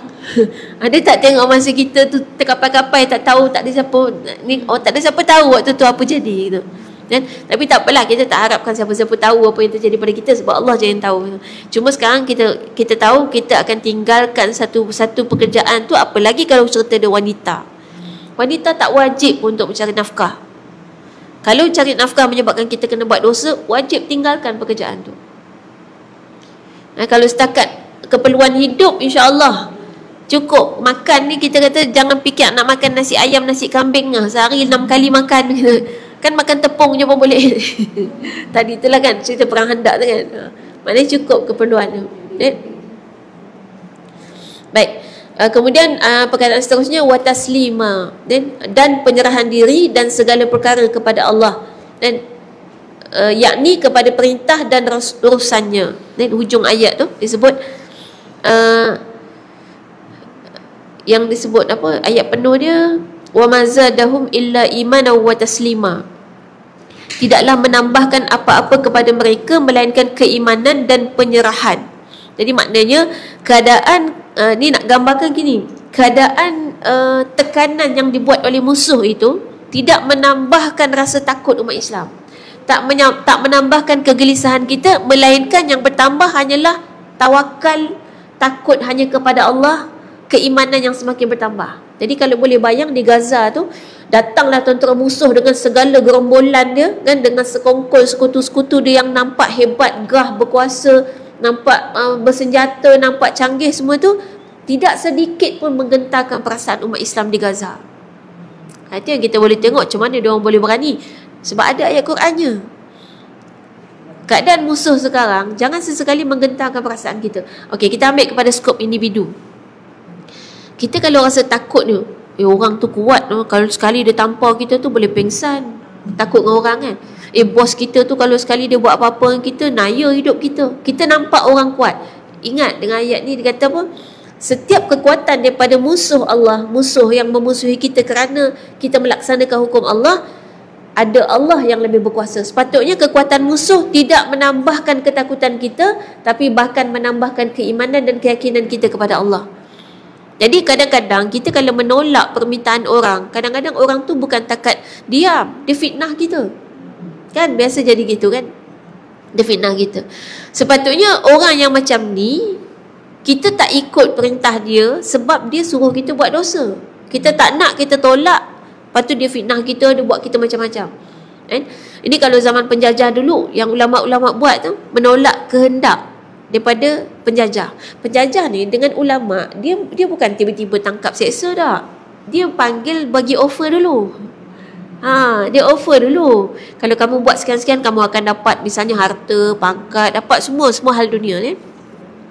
Ulama' tolak. Tolak, bukan penjajah diam. Dia tangkap, dia seksa, dia sakiti, dipenjarakan, ada yang dicampak sampai ke Afrika. Banyak ni orang di tanah Melayu kita ni, ulama'-ulama' yang membela kemerdekaan tanah Melayu ni, itu dipenjarakan di Afrika Selatan. Ada satu pulau. Itu sejarah asal mula macam mana Islam sampai ke Afrika Selatan. Di Afrika Selatan ada satu bangsa, nama dia Cape Malay. Malay Melayu, Cape tu Cape Town. Kacukan daripada Cape Town, orang Cape Town yang kahwin dengan orang Melayu. Jadi Islam sampai ke Afrika Selatan daripada orang Melayu. Masa saya pergi sana, dia orang jumpa kita tu, dia cakap, we are from you. Dia seronok sangat bila jumpa orang Melayu. Dia tak masuk sejarah kan, padahal benda penting. Bangsa tu ada sampai sekarang. Orang Cape Malay ni, dia campur Afrika dengan Melayu. Kulit dia tak macam hitam macam Afrika sangat. Dia dah agak hitam yang agak sawo matang sikit, campur. Rambut dia ada yang ikal-ikal. Orang Afrika kan rambut bergulung-gulung kan. Dia kalau Cape Malay dah, dia dah campur. Dia dah agak ikal rambut dia. Lepas tu dia punya budaya tu, saya tengok dia punya kuih-kuih lebih kurang kita. Dan bahasa Afrika ada banyak bahasa Melayu dalam tu. Contoh, perkataan pisang. Bahasa Afrika dia pisang. Kalau pergi sana nak cari pisang, tak payah dia sebut banana. Konon cakap orang putih, rupanya pisang, bahasa dia pisang. Meninggal dunia, bahasa Afrika masih meninggal dunia. Dia kan padahal panjang cuma slang dia lah, meninggal dunia. Lepas tu ada satu kubur, itu dia punya batu nisan tulisan Jawi, bahasa Melayu. Cuma orang dia dah tak boleh cakap Melayu. Masa saya pergi tu, dia minta kita orang baca lah, tolong bacakan. Kita bacalah, telah meninggal dunia sekian bin sekian pada tarikh sekian, yang bahasa Melayu. Memang tulisan Jawi, batu nisan dia masih ada. Jadi banyak ulama'-ulama' kita, bahkan kat sana ada tempat nama Makassar. Makassar tu dibuka oleh syekh yang memang dari Makassar. Dia campak ke sana, dia berdakwah dan dia buka, dia rindu dengan tempat dia kan. Dia buka satu bandar, dia bina masjid, dan situ dia namakan Makassar. Banyak sejarah Melayu dekat sana. Kenapa tak masuk dalam sejarah kita kan? Kita kena tahu tu. Dan dia orang satu lagi terompah. Terompah tu dia pakai. ada satu homestay yang saya duduk tu, dia ada lagi mesin buat terompah. Dia kata nanti kalau kamu datang lagi, tolong bawa terompah dari sana. Dia minta terompah dari sini. Kita orang cakap tak tahu bila nak datang lagi. Biasa pergi sekali je tempat-tempat gitu kan. Tapi maknanya itu orang Melayu kita yang ditangkap asalnya. Itu ulama-ulama. Maknanya menolak kehendak mereka, kesan dia sama ada dibunuh, ditangkap, dipenjarakan, diseksa dan macam-macam. Tapi kalau kita lakukan kerana Allah, kan? Kalau kita kata Allah tolong nanti, kenapa dia orang kena juga macam tu? Tak, pertolongan Allah tu pada jiwa kita, perasaan kita. Macam mana mereka dipenjarakan tu asalnya, dia orang di Afrika Selatan tu duduk dalam satu pulau kan. Tapi dia orang nekat, kita takkan duduk sini selama-lamanya. Kita ada tanggungjawab. Akhirnya dia orang berenang, merentas lautan. Laut kat sana bukan macam laut kita tu. Laut dia nombor satu, angin kuat sangat. Kapal pun kadang-kadang tak dapat jalan. Masa saya sampai tu tak dapat naik kapal sebab angin terlampau kuat. Kapal tak boleh jalan, orang berenang macam mana? Kan? Dia orang tak kira. Sebab pilihan kita adalah berjaya atau syahid. Hidup mulia atau syahid, kan? Jadi kalau mati syahid. Sebab tujuannya dia akan pergi ke daratan dan berdakwah. Bumi Allah ni mana-mana pun sama je. Kemudian air laut dia pun sejuk. Sejuk walaupun musim panas, air dia sejuk. Nak berenang dalam air sejuk dengan angin kuat tu. Ada yang meninggal tu. Tapi ada yang berjaya sampai tu dia berdakwah. Jadi itu maknanya gambarannya macam mana sebenarnya apa yang musuh lakukan sama sekali tak buat kita takut. Sepatutnya buat kita semakin kuat iman. Jadi kejadian di Gaza sepatutnya buat kita seluruh umat Islam semakin kuat iman, bahawa pertolongan Allah itu pasti kalau kita berpegang dan beramal dengan ajaran Islam yang sebenar. Itu yang menyedihkan. Kita ni setakat nak istilahnya mujahadah lawan nafsu pun kalah. Macam mana tu agak-agak nak lebih pada tu? Kalau cerita orang perempuan dekat Gaza tu, dia orang duduk dalam kemah bukan diam-diam tu. Dalam tempoh perang, bayi yang lahir lebih banyak daripada yang mati syahid. Jadi orang Gaza tak luar pun. Maknanya orang perempuan dia dalam perang mengandung, bersalin, tak fikir pun nanti makan tak cukup zat.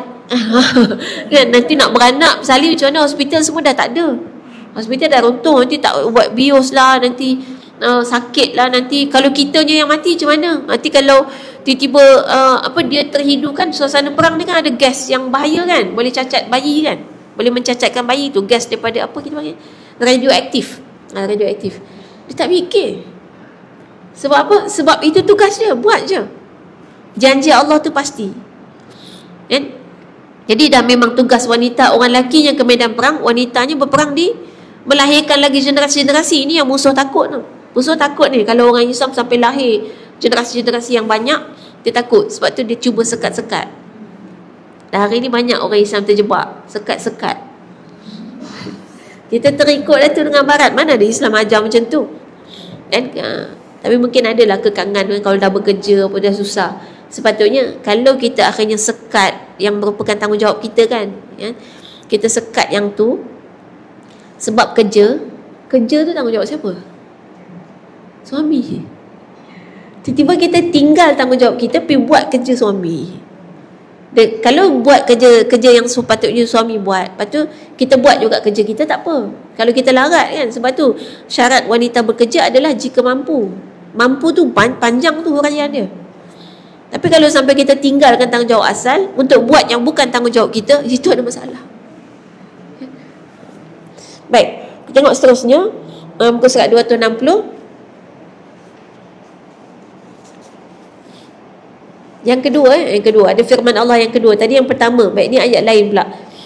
Ayat yang kedua daripada surah Ali Imran ayat 173 hingga 174.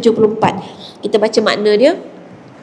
Iaitu orang-orang yang dikatakan kepada mereka oleh orang lain, sesungguhnya orang-orang kafir Mekah telah mengumpulkan bala tentera untuk menghapuskan kamu semua sepenuhnya. Oleh itu takutlah kepada mereka. Lalu kata-kata itu menambah keimanan mereka. Mereka pun berkata, pencukup kami yang akan menolong kami ke atas musuh kami ialah Allah semata-mata.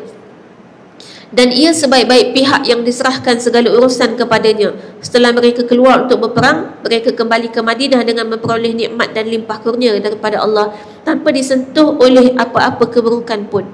Mereka juga telah menurut keredaan Allah dengan mentaatinya dan mentaati Rasulnya.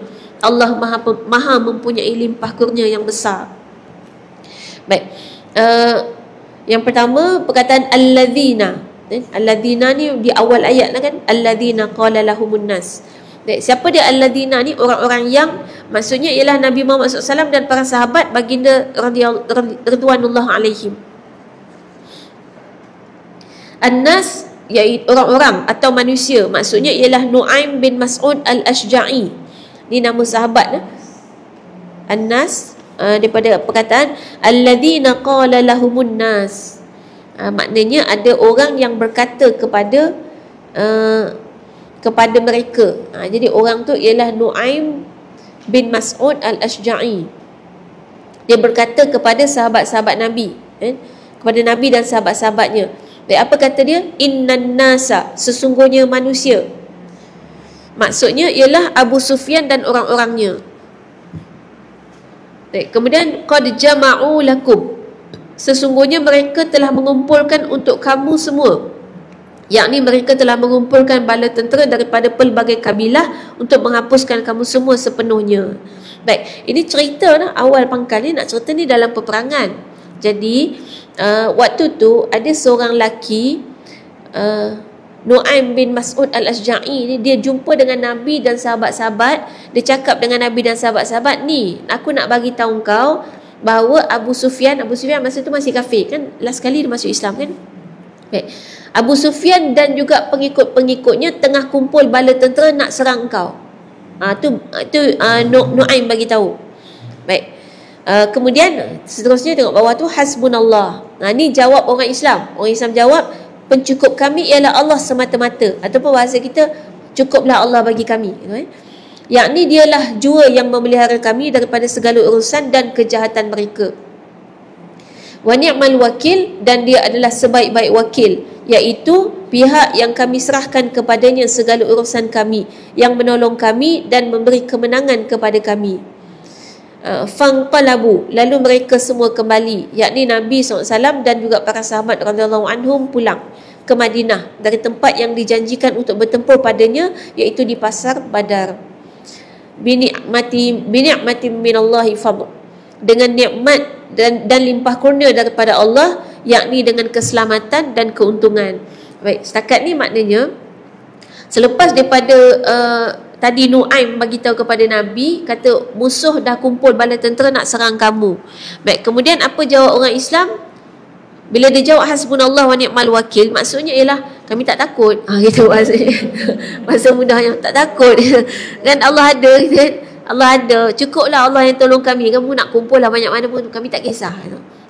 Baik, maksudnya ni nak gambarkan tawakal yang sangat tinggi, penyerahan diri kepada Allah yang sangat tinggi, keimanan yang sangat tinggi. Allah akan tolong kita, cukup Allah sebagai pelindung kita. Tak payah nak cari sekutu, tiba-tiba nak geng dengan Rusia, tiba-tiba nak geng dengan China. Tak, tiba-tiba kita nak cari orang bukan Islam. Ni persoalan dia. Tengok dalam peristiwa sekarang, kita umat Islam nak pergi cari sekutu-sekutu daripada orang bukan Islam. Kenapa kita tak bekerjasama dengan negara-negara umat Islam? Ataupun tak negara pun, umat Islam lah. Kenapa kita tak minta tolong dengan umat Islam? Duk cari juga orang bukan Islam. Saya kadang terfikir tau, kadang-kadang mereka ni sebenarnya ketika bangun sebagai kuasa besar dunia, dia orang tahu dia orang takkan bertahan lama. Sebab sejarahnya macam tu. Sejarahnya tidak ada mana-mana kerajaan yang zalim yang akan kekal lama. Dan Amerika ketika dia jadi kuasa besar dunia, dia zalim. Bila dia duduk dalam PBB dengan kuasa veto, itu bukti kata dia zalim. Dia kuasa veto maknanya kuku besi. Dan dia orang tahu dia orang takkan kekal lama. Jadi dia dah prepare. Dia dah bersedia lah. Kalau jatuh kuasa besar yang ni, kita akan pindah juga, tapi pastikan jangan Islam. Nanti kuasa tu nak jatuh, okay, kita pindah lagi, tapi pastikan jangan Islam. Sebab bagi diorang memang musuh, bagi diorang yang paling berbahaya untuk dia adalah Islam. Sebab hanya Islam sahaja yang ada sistem komplit untuk mentadbir dunia. Yang lain tak ada. Yang lain bila dia dah tadbir baru dia nak buat sistem. Islam dah ada semua. Sebab tu Nabi boleh tadbir negara Islam Madinah tanpa merujuk kepada mana-mana undang-undang ataupun kaedah pentadbiran daripada tamadun lain. Semata-mata daripada wahyu. Dah boleh tadbir negara Islam Madinah, bahkan jadi satu kuasa hebat dunia lebih daripada 1000 tahun. Itu hanya berpandukan wahyu. Tak payah belajar daripada Parsi, daripada Rom, daripada Yunani, daripada ada banyak kan peradaban sebelum tu. Nabi tak belajar dari sana pun. Jadi Islam tu ada sistem lengkap yang boleh mentadbir dunia ni dengan sangat baik, sangat adil. Sebab tu dia orang rasa Islam sebagai ancaman paling besar. Jadi dia orang dah sedia. Yang penting kalau kita jatuh, jangan sampai Islam naik. Kita pindah tak apa, tempat lain, orang lain, tapi jangan Islam. Jadi kita kenapa kita tak cari sama-sama umat Islam? Walaupun kita rasa tak ada kuasa, umat Islam tak ada kuasa kan. Umat Islam sekarang kan dalam keadaan di bawah kan. Bukankah Nabi mula dengan macam tu? Umat Islam tak ada kuasa kan zaman Nabi mula-mula. Lepas tu boleh naik kan dengan pertolongan daripada Allah. Kita boleh buat sepatutnya.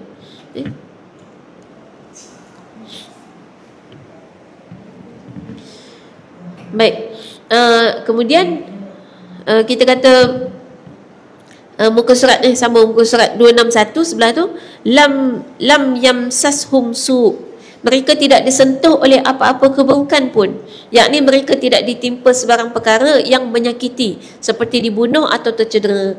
Jadi cerita dia tadi lepas daripada sahabat-sahabat Nabi dan Nabi SAW menyatakan bahawa Allah akan tolong kami, cukuplah Allah bagi kami. Maknanya kemudian Allah bagi tahu, kemudian mereka pun pergi perang. Tapi dipendekkan cerita dalam ayat ni, akhirnya mereka balik dengan membawa kejayaan.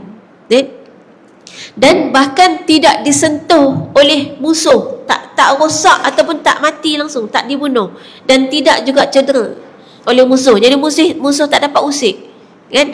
Mana orang Islam menang, kemudian ridwan Allah, maksudnya keridhaan Allah, yakni perkara yang meridhakan Allah dengan mentaatinya dan mentaati Rasulnya. Ayat ini turun berkenaan dengan Nabi SAW dan para sahabat radhiyallahu anhum ketika mereka keluar ke pasar Badar, yang mana Nabi SAW telah berjanji kepada kaum kafir Quraisy pada hari perang Uhud untuk bertemu lagi di pasar itu pada tahun hadapan.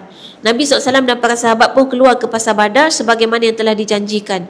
Tetapi Allah telah mencampakkan rasa gerun ke dalam hati kaum kafir Quraisy, lalu mereka tidak keluar ke sana.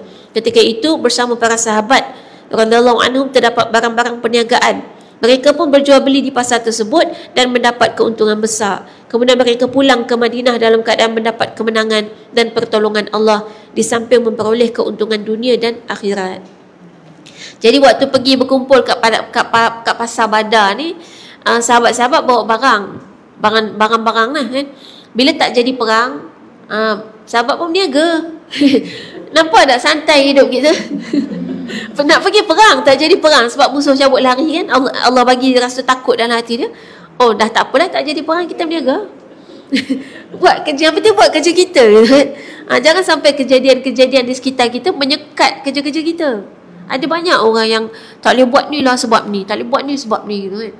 Dan kita macam, saya tak boleh lah nak pergi kelas sebab saya busy sangat. Tak, kalau dah busy tak datang kelas, tak payah cakap sebab busy tak datang kelas. Maknanya awak tak nak datang kelas sudah.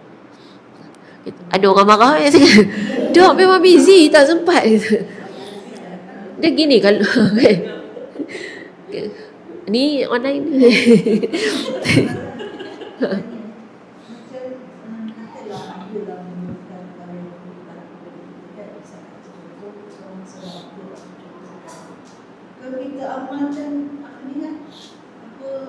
Hasbunallah. Boleh. Bagus. Memang ni zikir dia. Kalau kita tengah ada masalah, ada benda-benda yang kita rasa tak tahu nak buat macam mana, amalkan ni sebagai zikir. Hasbunallah wa ni'mal wakil. Saya pernah ada satu fatrah lah dalam hidup, menghadapi ujian yang sangat berat. Masa tu usia muda lagi, yang rasa macam muda sangat untuk berhadapan dengan masalah macam ni. Tak tahu nak buat apa masa tu. Memang betul-betul hasbunallah tu amalkan 24 jam. Berhenti waktu tidur je. Sambil masak, memang air mata menitik lah, tapi sampai hasbunallah wa ni'mal wakil, hasbunallah wa ni'mal wakil. Dalam hati tu dah rasa, ya Allah aku tak tahu nak selesai macam mana, Engkau je yang tahu, cukuplah Engkau yang selesaikan semua. Aku usaha sedaya mampu aku, tapi tak tahulah ujung-ujungnya macam mana gitu kan. Serahkan pada Allah. Betul? Tak ada orang menjawab ke. Boleh kita gunakan hasbunallah wa ni'mal wakil asalkan kita di pihak yang benar. Kalau kita dalam kebenaran, Allah tolong kan. Jadi kalau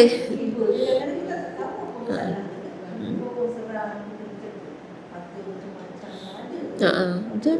Kita gunakan, kita zikir dengan hasbunallah wa ni'mal wakil. Masa tu saya ingat Allah bagi satu jalan penyelesaian yang di luar dugaan, yang bukan setakat masalah selesai, bahkan bertambah rasa nikmat selepas daripada selesai masalah. Lapang dia tu tak tahu nak cerita, tapi sampailah rasa ya Allah, alhamdulillah Allah bagi ujian tu dulu. Rasa macam bahagia sangat. Dengan hasbunallah wa ni'mal wakil, cukup Allah yang akan tolong kita.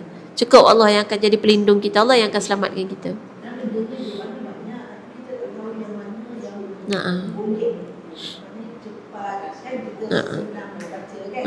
Kalau yang lain tu dia panjang sangat, masa tu tak ada. So kita dah tiba-tiba orang dah seram banyak macam tu. Yang ni boleh amal bila-bila sepanjang masa kan. Hasbunallah wa ni'mal wakil. Kalau nak sambung lagi, ni'mal maula wa ni'man nasir. Tu ada orang buat nasyid kan. Kalau pandai menyanyi nyanyi je lah. Hasbunallah wa ni'mal wakil. Baik, jadi kat situ cerita tadi, ini nak gambarkan juga sama dengan yang jadi kat Gaza tu. Perang, walaupun tengah perang, dia tak ada rasa tengah perang lah, takkan nak mengandung. Kan? Tunggulah nanti habis perang yang tak tahu lagi bila pula tu kan.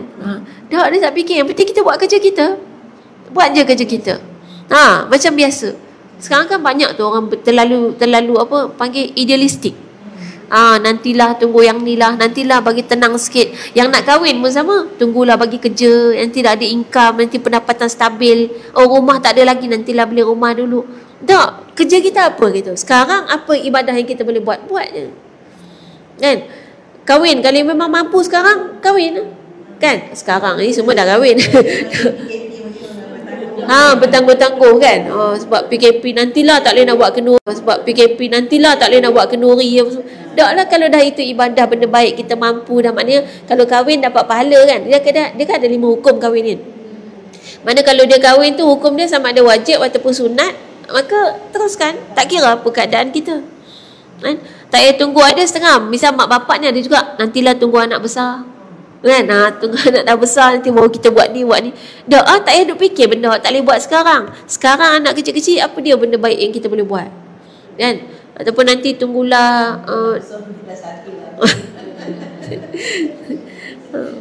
jadi itu kaedah cara berfikir dia kan. Tak payah tunggu-tunggu itu. Baik, kemudian yang ketiga, Allah berfirman, wa tawakkal 'alal hayyil ladzi la yamut. Ni ayat lain ayat yang ketiga. Dan bertawakallah wahai Muhammad, begitu juga umatmu, kepada Allah yang Maha Hidup yang tidak mati. Surah Al-Furqan ayat 58. Perkataan wa tawakkal maknanya bertawakallah, yakni berserah dan bergantunglah wahai Muhammad, begitu juga umatmu kepada Allah selepas kamu menyediakan sebab, iaitu wasilah yang mampu kamu sediakan, yakni selepas kamu berikhtiar dan berusaha sekadar kemampuanmu. La yamut maknanya ia tidak mati. Maksudnya ialah kemusnahan bukanlah sifat Allah SWT. Nak kita ambil dulu tawakal yang pertama. Baik, tawakal ni maksud dia apa? Maksud dia ialah berserah dan bergantung kepada Allah setelah berusaha. Kalau tak ada usaha, dia bukan tawakal kan. Parking kereta, tinggal kunci dalam kereta, tawakal, Allah jaga. Lepas tu kena curi. Kita kata ni apa? Kita dah tawakal. Itu bukan tawakul. Itu nama dia tawakul. Bukan tawakal. Tawakul. Tanpa usaha kan. Kita contoh apa lagi? Kita nak sihat, kita sakit, kita nak sihat, tawakal je lah, nanti Allah sembuhkan. Tak boleh, Allah suruh ikhtiar kan. Ikhtiar. Jadi maknanya kita kata kita melakukan sesuatu sedaya mungkin, usaha, kemudian kita doa mohon pada Allah, dan kemudian baru boleh tawakal. Ini kan ada cerita tu, ada sahabat Nabi yang waktu tu dia tinggalkan unta kat luar masjid. Dia tak ikat unta dia kan. Lepas tu masuk masjid, tinggal Nabi tanya kan. Lepas tu dia jawab, saya bertawakal pada Allah kan, Allah yang jaga unta tu. Lepas tu Nabi kata kau tak boleh tawakal kalau kau tak usaha lagi. Jadi kena tambat unta tu baru serahkan pada Allah.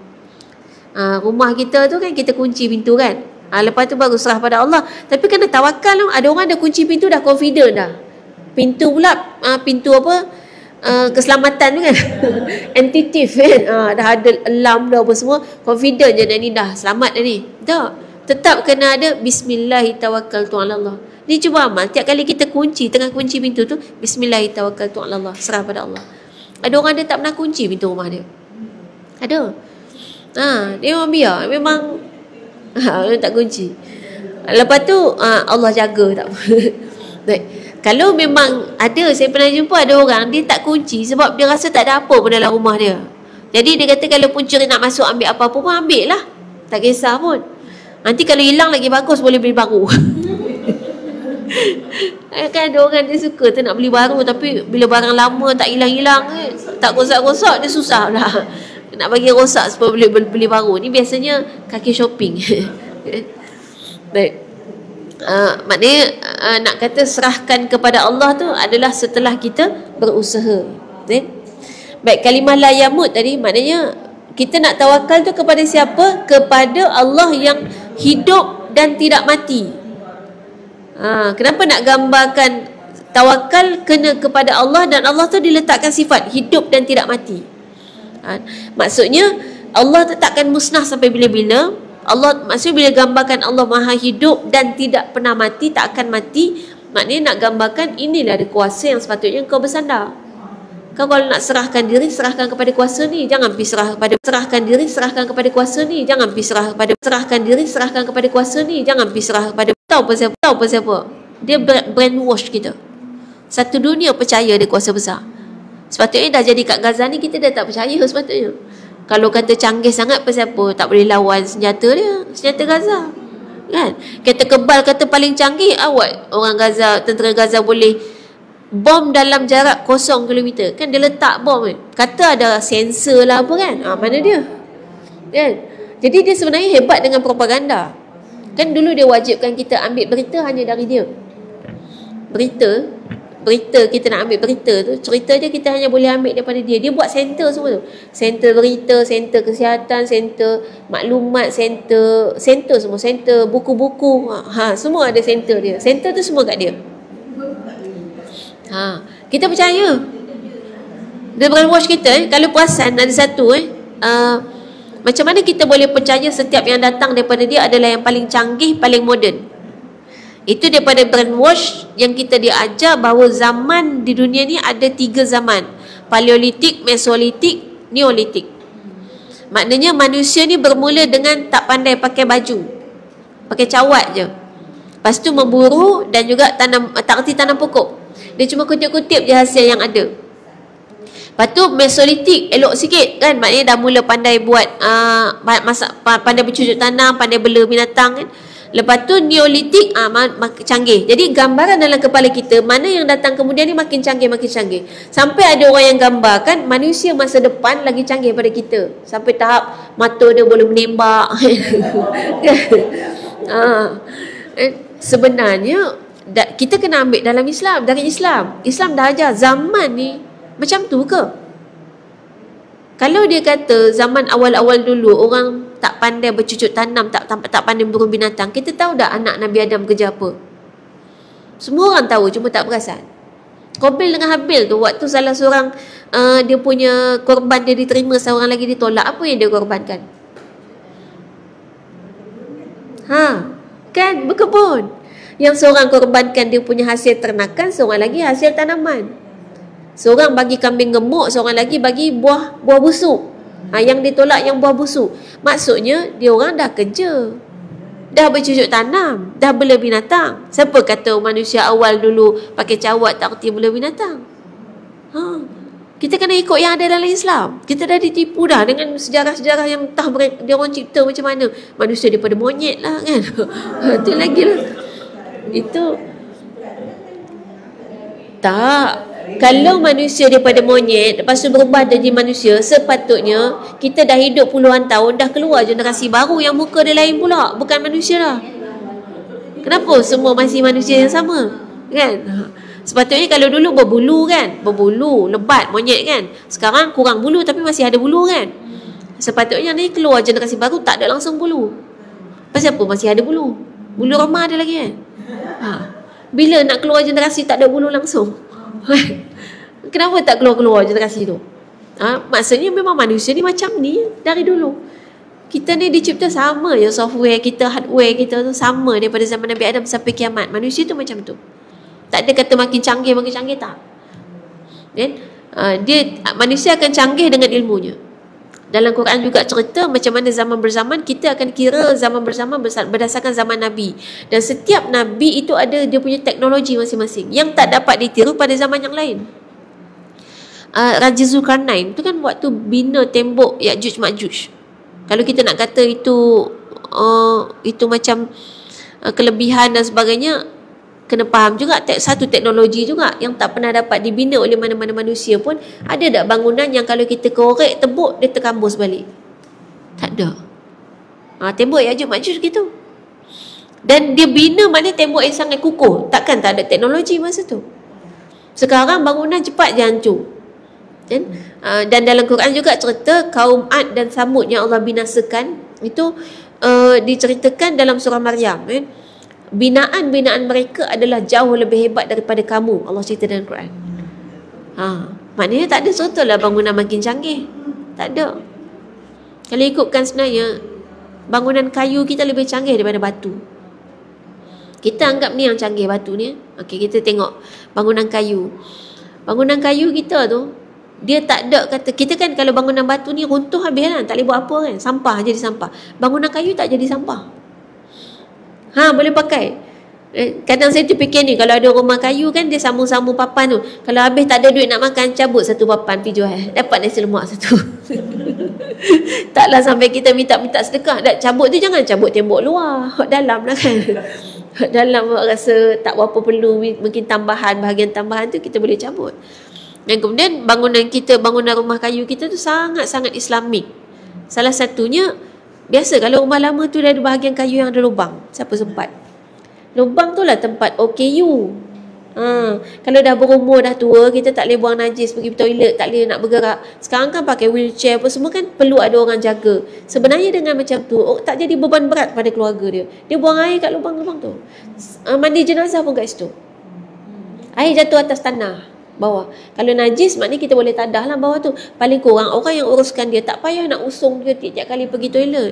Dia jadi beban. Akhirnya orang yang jaga orang sakit pun sakit. Jadi sakit badan semua kan, sebab nak kena angkat banyak-banyak kali.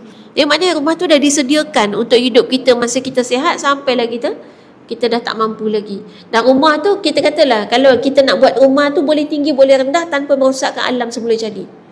Jadi kan sekarang kan kalau nak tinggi bangunan kena tambun. Kutip tanah dari mana? Dari bukit. Maknanya potong bukit. Potong bukit ni maknanya kita potong tiang bumi. Lama-lama bergoncang bumi. Kalau rumah kayu nak tinggi, tinggikan tiang. Nak rendah, letak bawah. Itu lebih canggih sebenarnya.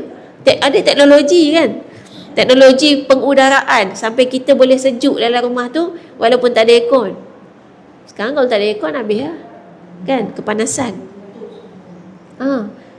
Lepas tu lebih sihat kan, ada aliran udara. Kita tahu kalau duduk dalam ruangan macam ni lama-lama toksin. Berkumpul ni kita punya gas tak keluar. Gas karbon dioksida kita tu tak keluar daripada kawasan ni. Tambah kalau letak perfume pula. Perfume tu racun. Bau wangi. Sebenarnya antara bau perfume sintetik dengan bau tai kucing, lagi baik tai kucing. Dari segi kesihatan. Kesihatan. Tapi kita tak suka sebab dia bau busuk. Yang tu wangi. Padahal yang wangi tu racun. Dia betul-betul kimia kan masuk dalam badan. Ini benda-benda yang kita dah dikaburi semua. Kita dah terlalu silau dengan kecanggihan yang dikatakan canggih. Sebab dia dah brainwash kita sampai kita nampak apa yang datang ni semua canggih. Ni meja ni, yang moden ni kan. Lagi kuat meja kita dulu pakai kayu. Meja ni sekali kena air habis hancur. Terendam air hancur kan. Ni dalam dia fiber kan. Kita dah ada dah teknologi yang lagi canggih. Yang kita punya perabot tenggelam banjir tak rosak. Ni perabot ni tenggelam banjir memang habis jadi sampah. Kan? Yang mereka katakan tu sebagai kecanggihan. Kan? Baik. Jadi itu makna konsep yang kita mungkin perlu fahami, yang saya bawakan ni supaya kita sedar balik lah kan. Kalau nak faham apa-apa, ambil dari Islam. Nak tanamkan pemikiran apa-apa, ambil dari Islam. Sebab Islam tu sempurna, semua ada. Kan? Tak ada apa pun. Nak letak prinsip hidup, ambil prinsip hidup Islam. Kan? Kalau kita nak bekerja, ambil guideline daripada Islam. Kan? Itu yang musuh paling takut. Jadi kita kalau nak lawan dengan musuh, tak payah berlawan angkat senjata, tapi buat je apa yang Islam ajar sepenuhnya, ikut bidang kita masing-masing. Kan? Baik, kemudian ayat seterusnya, wa 'alallahi falyatawakkalul mu'minun. Hanya kepada Allah jualah orang-orang yang beriman hendaklah berserah dan bergantung sepenuhnya. Surah Ali Imran ayat 160. Yang ni jelas maksud dia. Ayat ni nak bagi tahu suruh hanya bertawakal kepada Allah sahaja. Kan? Baik, yang kelima, fa idza azamta fatawakkal 'ala Allah. Fa idza azamta fatawakkal 'ala Allah. Maka apabila kamu wahai Muhammad, begitu juga umatmu telah berazam untuk membuat sesuatu selepas selesai bermesyuarat mengenainya, maka bertawakallah kepada Allah semata-mata. Ali Imran 159. Bermakna fa idza azamta, maka apabila kamu telah berazam, yakni apabila hatimu sudah bertekad untuk meneruskan apa yang kamu mahu. Itu maksud azam. Apa definisi azam? Kita kan kadang-kadang azam baru. Kita kan azam tahun baru. Patut kena tanya dulu azam tu apa. Kadang-kadang azam nak kurus, azam nak apa lagi, itu yang paling banyak. Azam nak apa, tapi tak tahu azam tu apa. Itu yang tengah jalan hilang. Kan? Jadi azam tu definisinya adalah hati kita nekat untuk melakukan sesuatu yang diingini. Jadi biasanya azam akan kuat kalau kita ada big why. Kita ada sebab yang sangat besar kenapa nak buat itu, maka nekat kita akan buat. Kan? Ini ayat ni sebenarnya dalam bab syura. Sebab tu tadi dalam kurungan dia ada mesyuarat kan. Jadi maknanya adab dia dalam Islam, bila kita meeting, hasil daripada meeting kena buat sama-sama walaupun kita tak setuju. Dia tak boleh bila tak setuju keluar buat benda lain. Tak boleh. Kalau tak setuju cakap dalam meeting. Masalah orang Melayu kita ni tak mau bangkang. Tak cakap. Lepas tu cakap belakang. Bahaya. Bayangkan tentera Al-Qassam yang ribu-ribu tu, agak-agak dia orang serius kata ke semua? Tak ada pendapat lain-lain. Mesti ada banyak pendapat kan? Bayangkan kalau dia berpakat, dia mesyuarat, ada yang tak setuju pergi buat hal lain. Tak jadi tu. Orang kata kita kena serang, kita kena duduk kat dalam terowong, seorang lagi kata tak boleh, kita kena duduk atas bukit. Kan? Dia keluar seorang-seorang atas bukit. Habis. Ataupun dia bawa geng. Kan? Satu geng terkeluar. Itu yang terjadi dalam perang Uhud. Umat Islam hampir kalah kan? Sebab disuruh buat benda lain, dia tak setuju, dia pergi buat benda lain. Kan? Ataupun dia ada pendapat dia sendiri kan? Dah tengok orang kafir nak kalah ni, kita pergi ambil lah harta rampasan, pendapat dia sendiri. Dia buat tanpa ikut arahan ataupun perbincangan dalam mesyuarat. Itu jadi bahaya. Okay? Baik. Yang keenam, wa may yatawakkal 'ala Allahi fa huwa hasbuh. Sesiapa yang bertawakal kepada Allah semata-mata, maka Allah pencukupnya, yang menolongnya, menunaikan hajatnya dan lain-lain. Surah At-Talaq ayat 3. Hasbuh berarti pencukupnya. Ini ayat 1000 dinar kan? Ayat 1000 dinar. Siapa yang tawakal pada Allah, Allah akan cukupkan untuk kita. Jadi siapa yang hidup duk berasa tak cukup, tak cukup duit, tak cukup masa, tak cukup tak cukup makan, tak cukup tenang, apalagi tak cukup bahagia, itu makna tawakal kita tak cukup lagi. Banyak no tak cukup. Gaji masa 3,000 tak cukup. Dia kata 10,000 cukup kot. Dah 10,000 tak cukup. 15,000 cukup kot. 15,000 tak cukup. Orang yang duk rasa tak cukup dengan apa yang sedia ada, bagilah kat dia banyak mana pun, dia takkan cukup. Saya pernah jumpa dah orang ni, macam tu lah dia cakap, masa gaji dia masa tu 2,000 mula-mula. Dia kata dia tak cukup ni, anak ramai kan, nak kena tambah ni income, dapat 5,000. Tak cukup rupanya no. Ingatkan cukup 10,000 cukup kot, dapat 10,000 tak cukup. Sekarang gaji dia dah belah-belah ribu, tak cukup juga. Masih lagi cari tak ada masalah, tapi jangan rasa tak cukup. Yang tak cukup bahagia pun ada kak. Rasa tak cukup bahagia lah. Apalah suami aku macam ni. Tengok suami kawan kita tu, pandai jaga anak, pandai masak, pandai basuh baju. Apa suami kita balik rumah duduk goyang kaki, tak kerti apa-apa, kan? Tak cukup bahagia lah tu. Pasal apa? Tak tawakal, tak serah pada Allah. Untuk berasa tak cukup bahagia dengan yang ada. Dia percayalah kalau macam tu lah cara kita fikir, dapat suami kawan tu pun tak bahagia ke? Kan? Dia kata kalau dapat suami macam ni mesti bahagia. Tak bahagia. Nanti dia tengok pula awak tu, awak tu bukan takat masak, jaga anak apa semua dia pandai. Dia pandai cari duit sama. Kan? Kaya dia. Pandai belaka. Bini dia boleh goyang kaki pergi salon tiap-tiap minggu. Kan? Mesti kita bahagia kalau kahwin dengan dia. Tak bahagia juga. Sebab dia perasaan, soal perasaan tak cukup. Baik, yang ketujuh terakhir, innamal mu'minuna alladhina idza dzukirallahu wa idza dzukirallahu wajilat qulubuhum wa idza tuliyat alaihim ayatuhu zadathum imanan wa ala rabbihim yatawakkalun. Sesungguhnya orang-orang yang beriman dengan sempurna hanyalah orang yang apabila amaran Allah tentang azab dan lain-lain disebut, gerunlah hati mereka, dan apabila ayat-ayatnya pula dibacakan kepada mereka, ayat-ayat itu menambahkan iman mereka. Mereka juga hanya berserah dan bergantung kepada Tuhan mereka semata-mata, bukan kepada yang lain daripadanya. Al-Anfal ayat 2. Baik, perkataan wajilat qulubuhum, hati mereka telah takut, yakni menjadi khusyuk kerana menyedari kebesaran Allah dan rasa gerun terhadap keagungannya. Tuliyat, yakni telah dibaca, yakni apabila ayat-ayat Al-Quranul Karim dibaca dan diperdengarkan kepada mereka. Baik, ini berkenaan dengan bila ayat Quran dibacakan kepada kita, kita akan terus ingat Allah, hati kita akan tunduk, dan kemudian kita akan sedar tentang kebesaran Allah. Itu sepatutnya Quran. Sebab tu sebenarnya saya ada banyak kuliah tadabbur. Pagi tadi pun kuliah tadabbur Quran, tafsir. Kalau dalam kelas tafsir, tiba-tiba ada yang menjawab, ada yang siap melawan, kan, siap kita. Sebenarnya dalam hati kecil saya sedih bagi pihak dia gitu. Sebab ketika kita mendengar ayat Quran, kemudian kita ada hati nak rasa benda tu tak betul, ada hati nak rasa nak menjawab tentang penjelasan dia tanpa dengar dulu dan selidik dulu, iman kita ada masalah. Kesian sebenarnya orang macam tu, kan? Dia jawab, dia blame dulu, tak setuju semua. Kalau yang dia tak setuju, okey, katalah itu bukan ayat Quran, tu awak punya pandangan. Okey, tak apa. Tapi kan dalam kita setengah bincang tentang penjelasan makna Quran, dengar dulu. Kaedah dia dengar dulu. Nanti kalau tak setuju, okey, cari ilmu lain lagi. Dan cari lagi ilmu-ilmu berkaitan dengan ayat yang sama. Lepas tu pilih yang mana kita nak, mana kita nak tolak. Tak kisah pun kalau nak tolak. Kalau rasa itu bukan makna sebenar daripada ayat tu, lebih setuju dengan makna yang lain, terpulang. Tak ada masalah. Dalam bab ilmu kita terbuka. Kita boleh terima orang menolak pendapat kita, tak ada masalah. Yang peliknya semua orang terima pendapat kita, pelik juga tu. Macam malaikat lah pula kita ni kan. Kita manusia, ada orang setuju tak setuju, normal. Kita memang tengah ada dalam dunia manusia. Dan ada macam-macam pendapat manusia. Tapi kalau waktu kita mendengar ayat Quran, mendengar penjelasan tentang ayat Quran, lepas tu kita terus bangkang dan tak setuju, situ tu maknanya kan Allah kata bila dengar penjelasan ayat Quran jelas, ayat Quran dijelaskan, sepatutnya hati kita tunduk.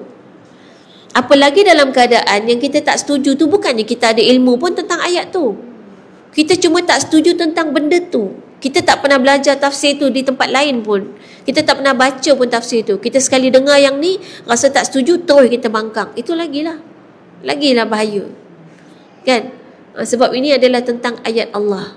Kita tak mahu juga jadi orang yang akhirnya tak bagi orang bangkang kita sebab kita kata, ini ayat Allah, jangan bangkang. Dah, masalahnya memang ada setengah tu datang daripada kefahaman kita tentang tafsir itu, dan kemudian adalah pendapat peribadi kita hasil daripada kefahaman kita. Time dekat pendapat peribadi boleh je orang nak bangkang. Cuma kita bagi tahu kita berpendapat bukan daripada nafsu dan emosi, tapi daripada ilmu yang kita pelajari, kita faham macam ni, itu tak ada masalah. Kalau orang lain nak faham cara lain, tak ada masalah. Itu yang lahir banyak mazhab. Kadang-kadang dalil dia sama kan? Dalil sama, tapi seorang faham gini, mazhab lain faham lain. Tapi dua-dua diterima. Sebab ilmu tu konsep dia gini, setiap pendapat yang kita keluarkan, kalau bersandarkan kepada dalil dan hujah yang memang ada, kita kata ada basic ilmu, pendapat kita tak ada masalah. Betul atau salah, dia tak salah. Dia tetap betul. Berdasarkan kefahaman kita. Yang salahnya bila kita keluar pendapat ikut nafsu. Itu salah. Dan keluar pendapat ikut akal-akalan. Akal kita semata-mata. Pendapat peribadi tanpa dasar ilmu, situ masalah. Baik. Baik, insyaAllah sampai situ. Ini habis tentang ayat-ayat Quran yang berkaitan dengan yakin dan tawakal. Jadi dengan ayat-ayat Quran yang ada 7 ni, dibagi ayat Quran ni, sepatutnya kita dah faham tawakal dan kita juga dah boleh melaksanakan tawakal dengan kaedah yang betul. Macam mana cara dia? Okey, itu zikirnya. Subhanallah ni'mal wakil. Cara nak tawakal kena buat apa dulu? Usaha, kan? Jadi doa, usaha, tawakal sama dengan berjaya, gitu kan formula dia. Sama sekali. Tawakal dengan redha. Tawakal adalah penyerahan diri kita kepada Allah. Redha dalam menghadapi benda yang kita yang ada depan kita. Jadi kita redha maknanya kita lapang dada dengan apa yang Allah dah tetapkan pada kita, kita terima. Tapi kalau tawakal, benda yang berlaku tu kita serah pada Allah. Beza tu. Beza. Sebab redha ni lebih ke benda tu dah datang, dah berlaku depan kita, maka apa perasaan kita? Kita redha, kita lapang dada, kita terima. Tapi kalau tawakal, perbuatan. Benda yang kita buat ni, hujungnya bila kita tawakal, itu kunci bahagia sebenarnya. Pasal apa orang kalau setelah usaha lepas tu gagal dia menderita? Sebab dia tak tawakal. Contoh kan, kita usaha ni, nak kerja, nak dapat income banyak ni, usaha cari duit, berniaga semua, tak laku. Kecewa sangat, putus asa. Sebab masa usaha nak berniaga, nak kaya tu, tak tawakal, tak serah pada Allah.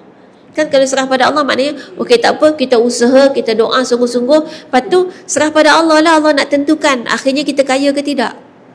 Jadi lepas tu tiba-tiba bankrupt, kan? Tiba-tiba tak kaya-kaya. Tak apa, kan kita dah serah ke Allah. Maknanya Allah dah tetapkan dah yang terbaik untuk kita bukan jadi orang kaya. Agaknya kita kalau kaya jadi hajar bakhilah. Kan? Jadi Allah bagi tak kaya, okey lah. Itu kunci tawakal tu, dia akan buat kita tenang dan bahagia. Jadi dia belum terjadi lah kalau belum terjadi. Kalau redha, kejadian ni dah terjadi. Tinggal kita nak lapang dada. Nanti yang tawakal tadi kan, kita tengah usaha tu, katalah yang berniaga apa semua kan, usaha nak dapat income, nak jadi kaya contoh kan. Okay, kita pun serahkan pada Allah, tawakal. Okay, tak apalah, Allah nak tetapkan macam mana, kita terima. Itu kan belum redha lagi kan, belum terjadi. Nanti bila dah tiba-tiba terjadi betul bankrupt kan, jatuh miskin, bukan setakat tak dapat untung, barang semua hilang, kena tipu contoh kan. Tak apalah, kita redha. Sebab dulu kita dah tawakal. Kita dah serah pada Allah, sekarang kita redha, kita terima. Allah dah bagi ni yang terbaik untuk kita. Fokus balik pada kerja kita, usaha lagi. Jangan putus asa. Dah bankrupt, rugi, tak apalah, tobat aku tak buat dah. Yang tu tak payah tobat, tu kena buat lagi. Usaha lagi, fokus kat usaha kita, kerja kita. Baik, insyaAllah sekadar tu. Nanti kita tengok hadis dia pula yang hari ni kita selesai dengan ayat-ayat Quran. InsyaAllah. Selamat berpuasa. Bulan Ramadan ada kelas ke? Tak tahu kan? Kalau tak tahu, saya ucap teruslah selamat Hari Raya. Kok tak jumpa puasa. Kalau online insyaAllah ada lagi lah bulan puasa. Baik. Wallahu a'lam. Aqulu qouli hadza wa astaghfirullah li wa lakum. Wassalamualaikum warahmatullahi wabarakatuh. Kita tutup dengan tasbih kafarah dan surah An-Nas. Subhanallah.